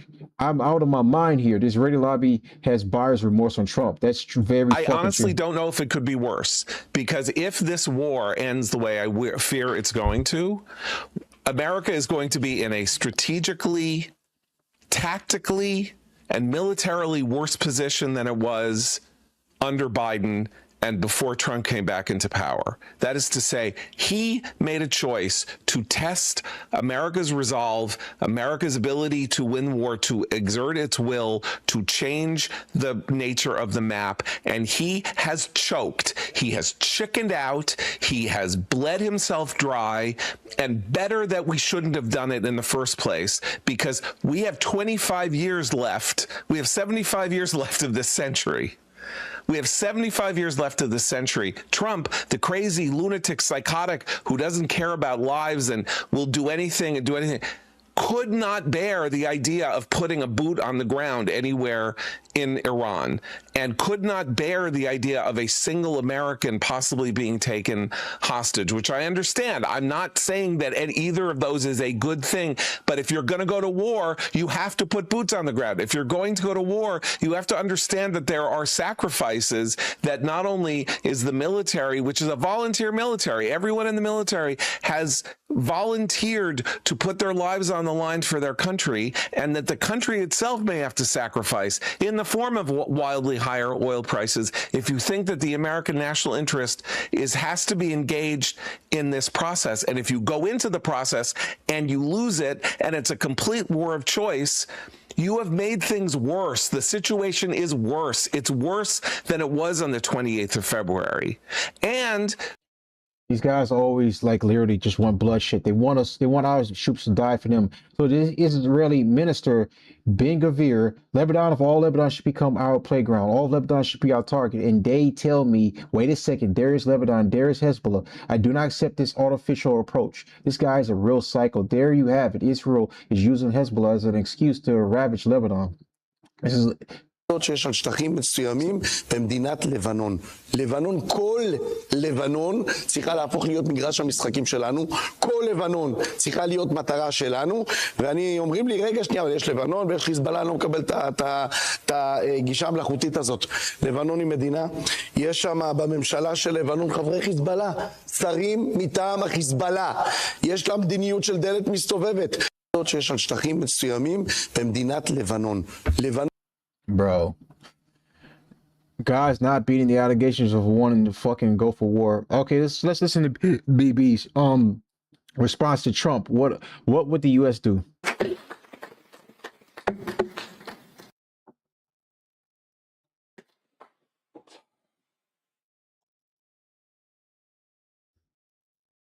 Thank you, Mark Levin.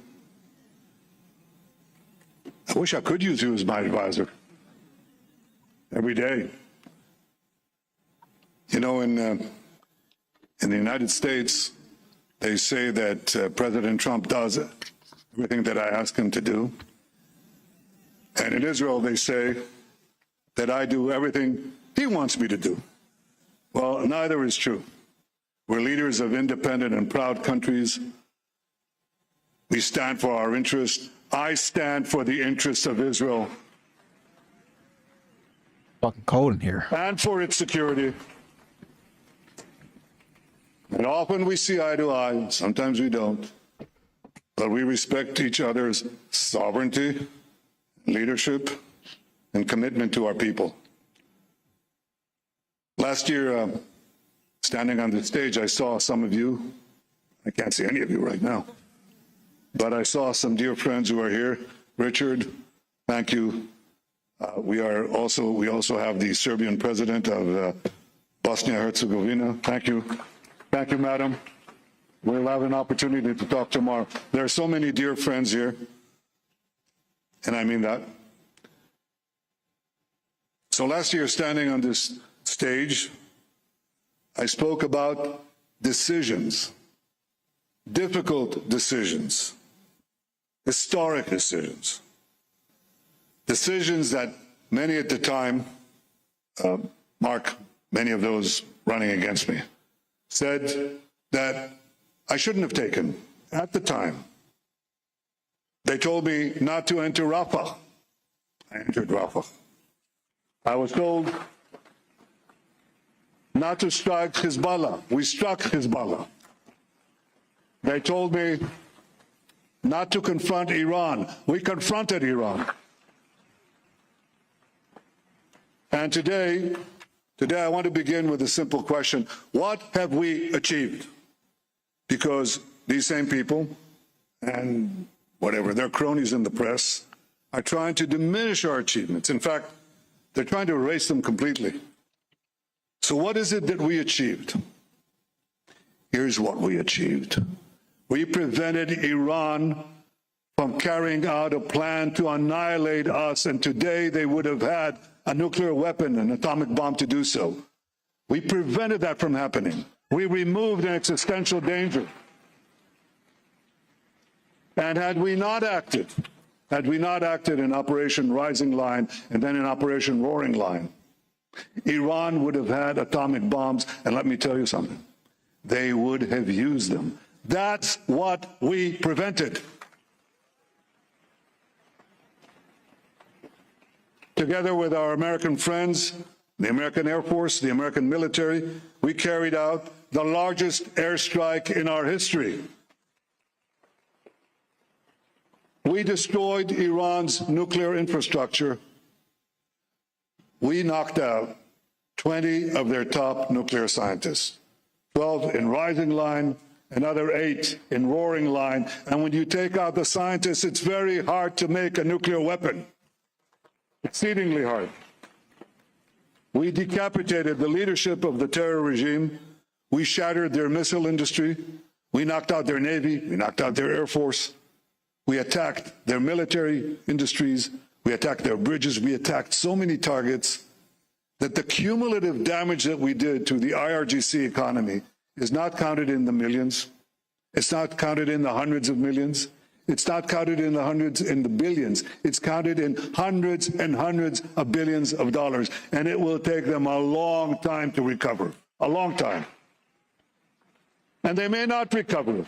Because once you deal these blows and once the rift between the regime and the people is so deep, you cannot tell when such a regime will fall.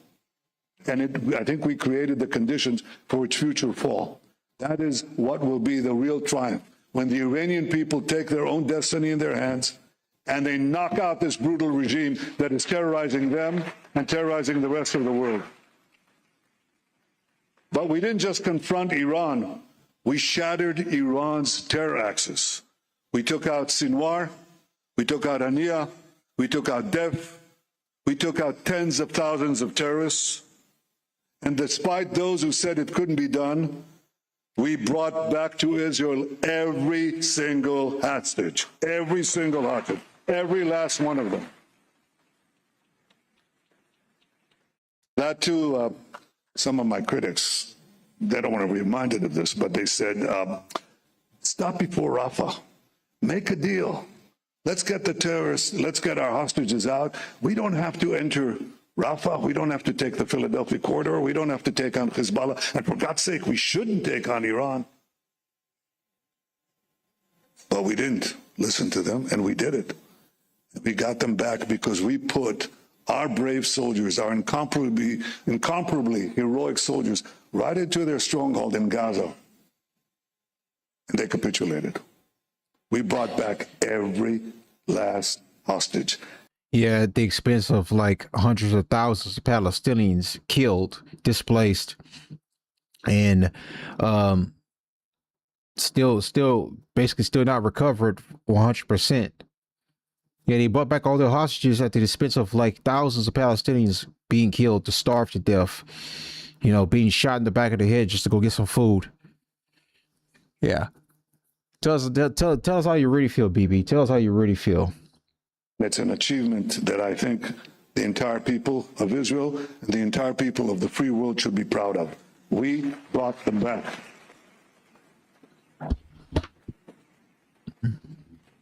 In Lebanon, we exploded, I don't know if to call this the beepers or the pagers. What do you use in America?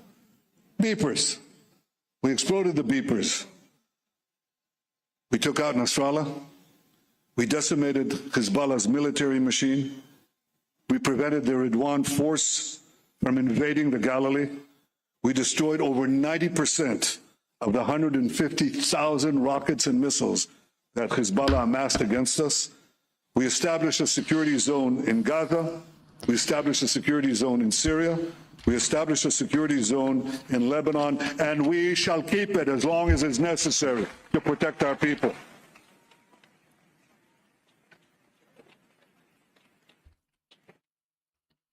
I'll tell you what other achievement, which I think in many ways,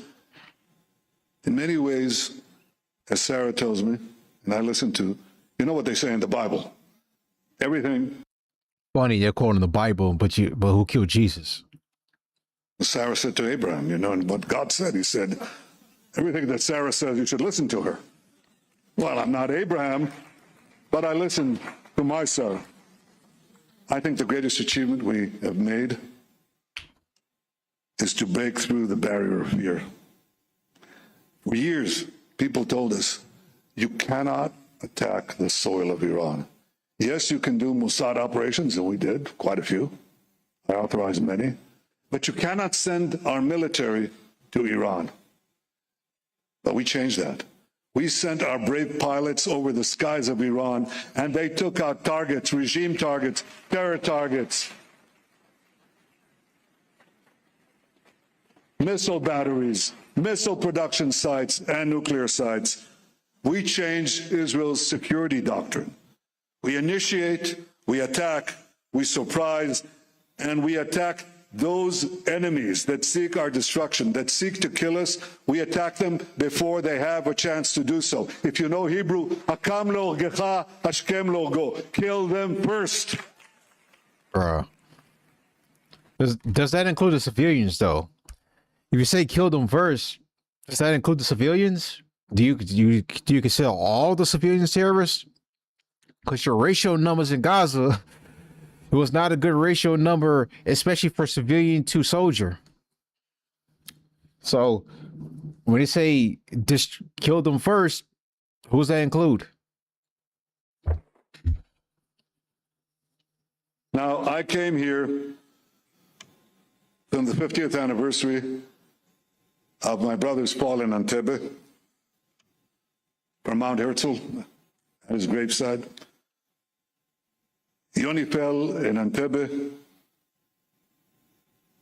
leading his soldiers in what is regarded as the greatest rescue operation of modern times.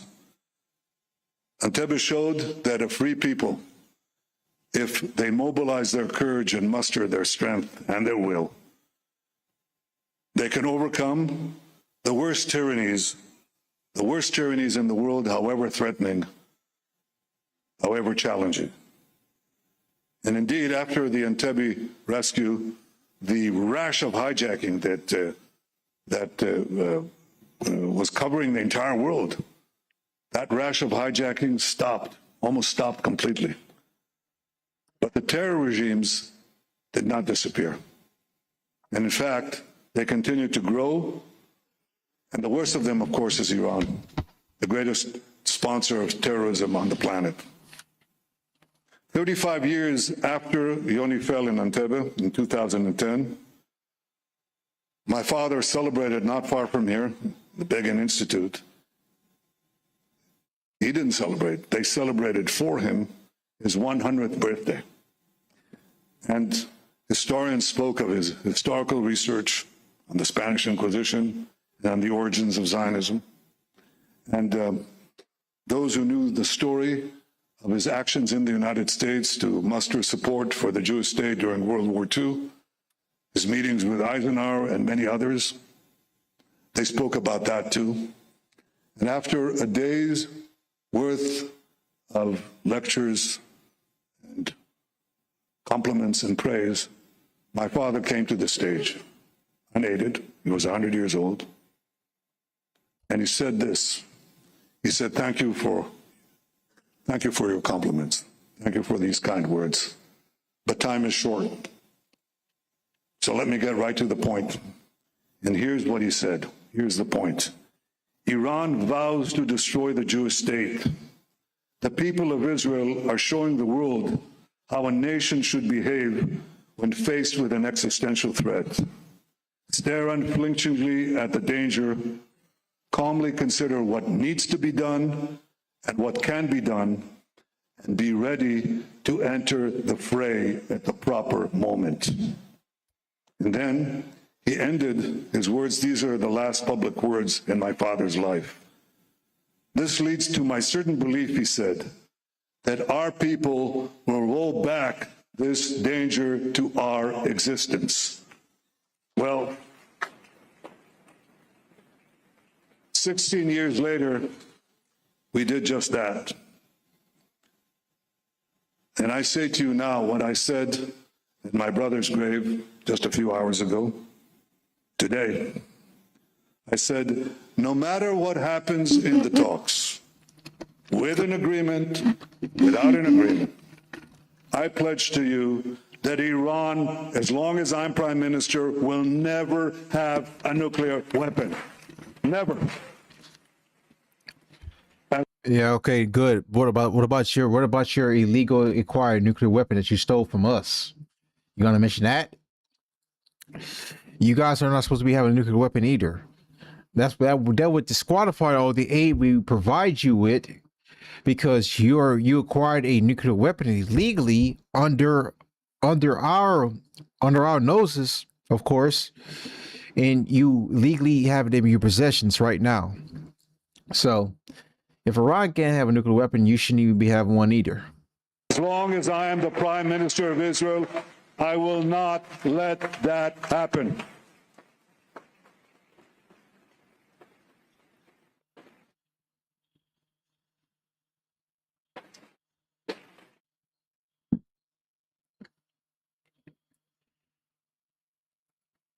And I said something else about Lebanon. I said, and I repeated here a few minutes ago, as long as we need to protect our people, we will remain in the security zone in South Lebanon. And the reason is perfectly understood. No country would be asked to do otherwise. Now you imagine the United States. Across the border, you have thousands, an army of thousands of terrorists who pellet your cities and your towns with rockets and ballistic missiles and killer drones. They kill your soldiers, they kill your citizens, they kill your children, and they threaten them every day. Well, what would America do? Would it say, well, there's nothing we can do? Let's hold our fire? Is that what America would say? No. You know damn well what America would do. It would cross the border, create a security zone, kill the terrorists, and protect its people until the threat is removed. That's exactly what we are doing.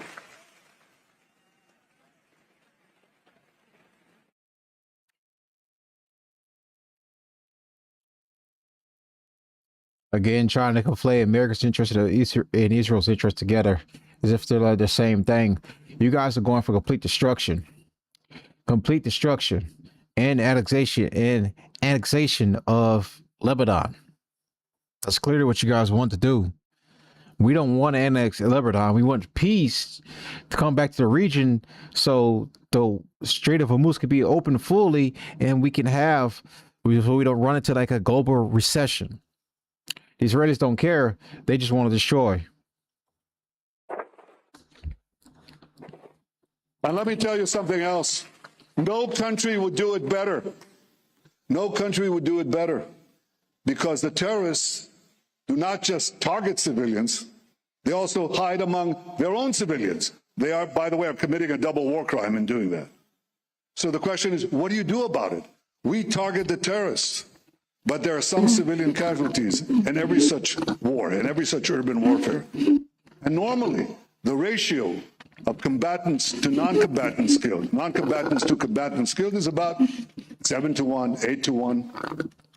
In Gaza, it was much, much lower than that, despite all the lies. All right, I think that's it for that one.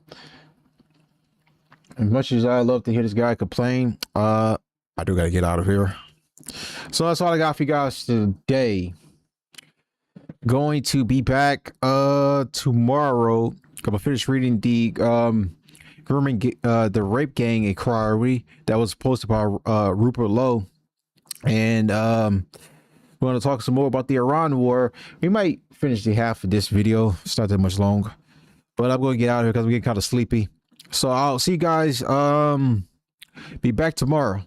So have a good night and have a good rest of your day. Peace.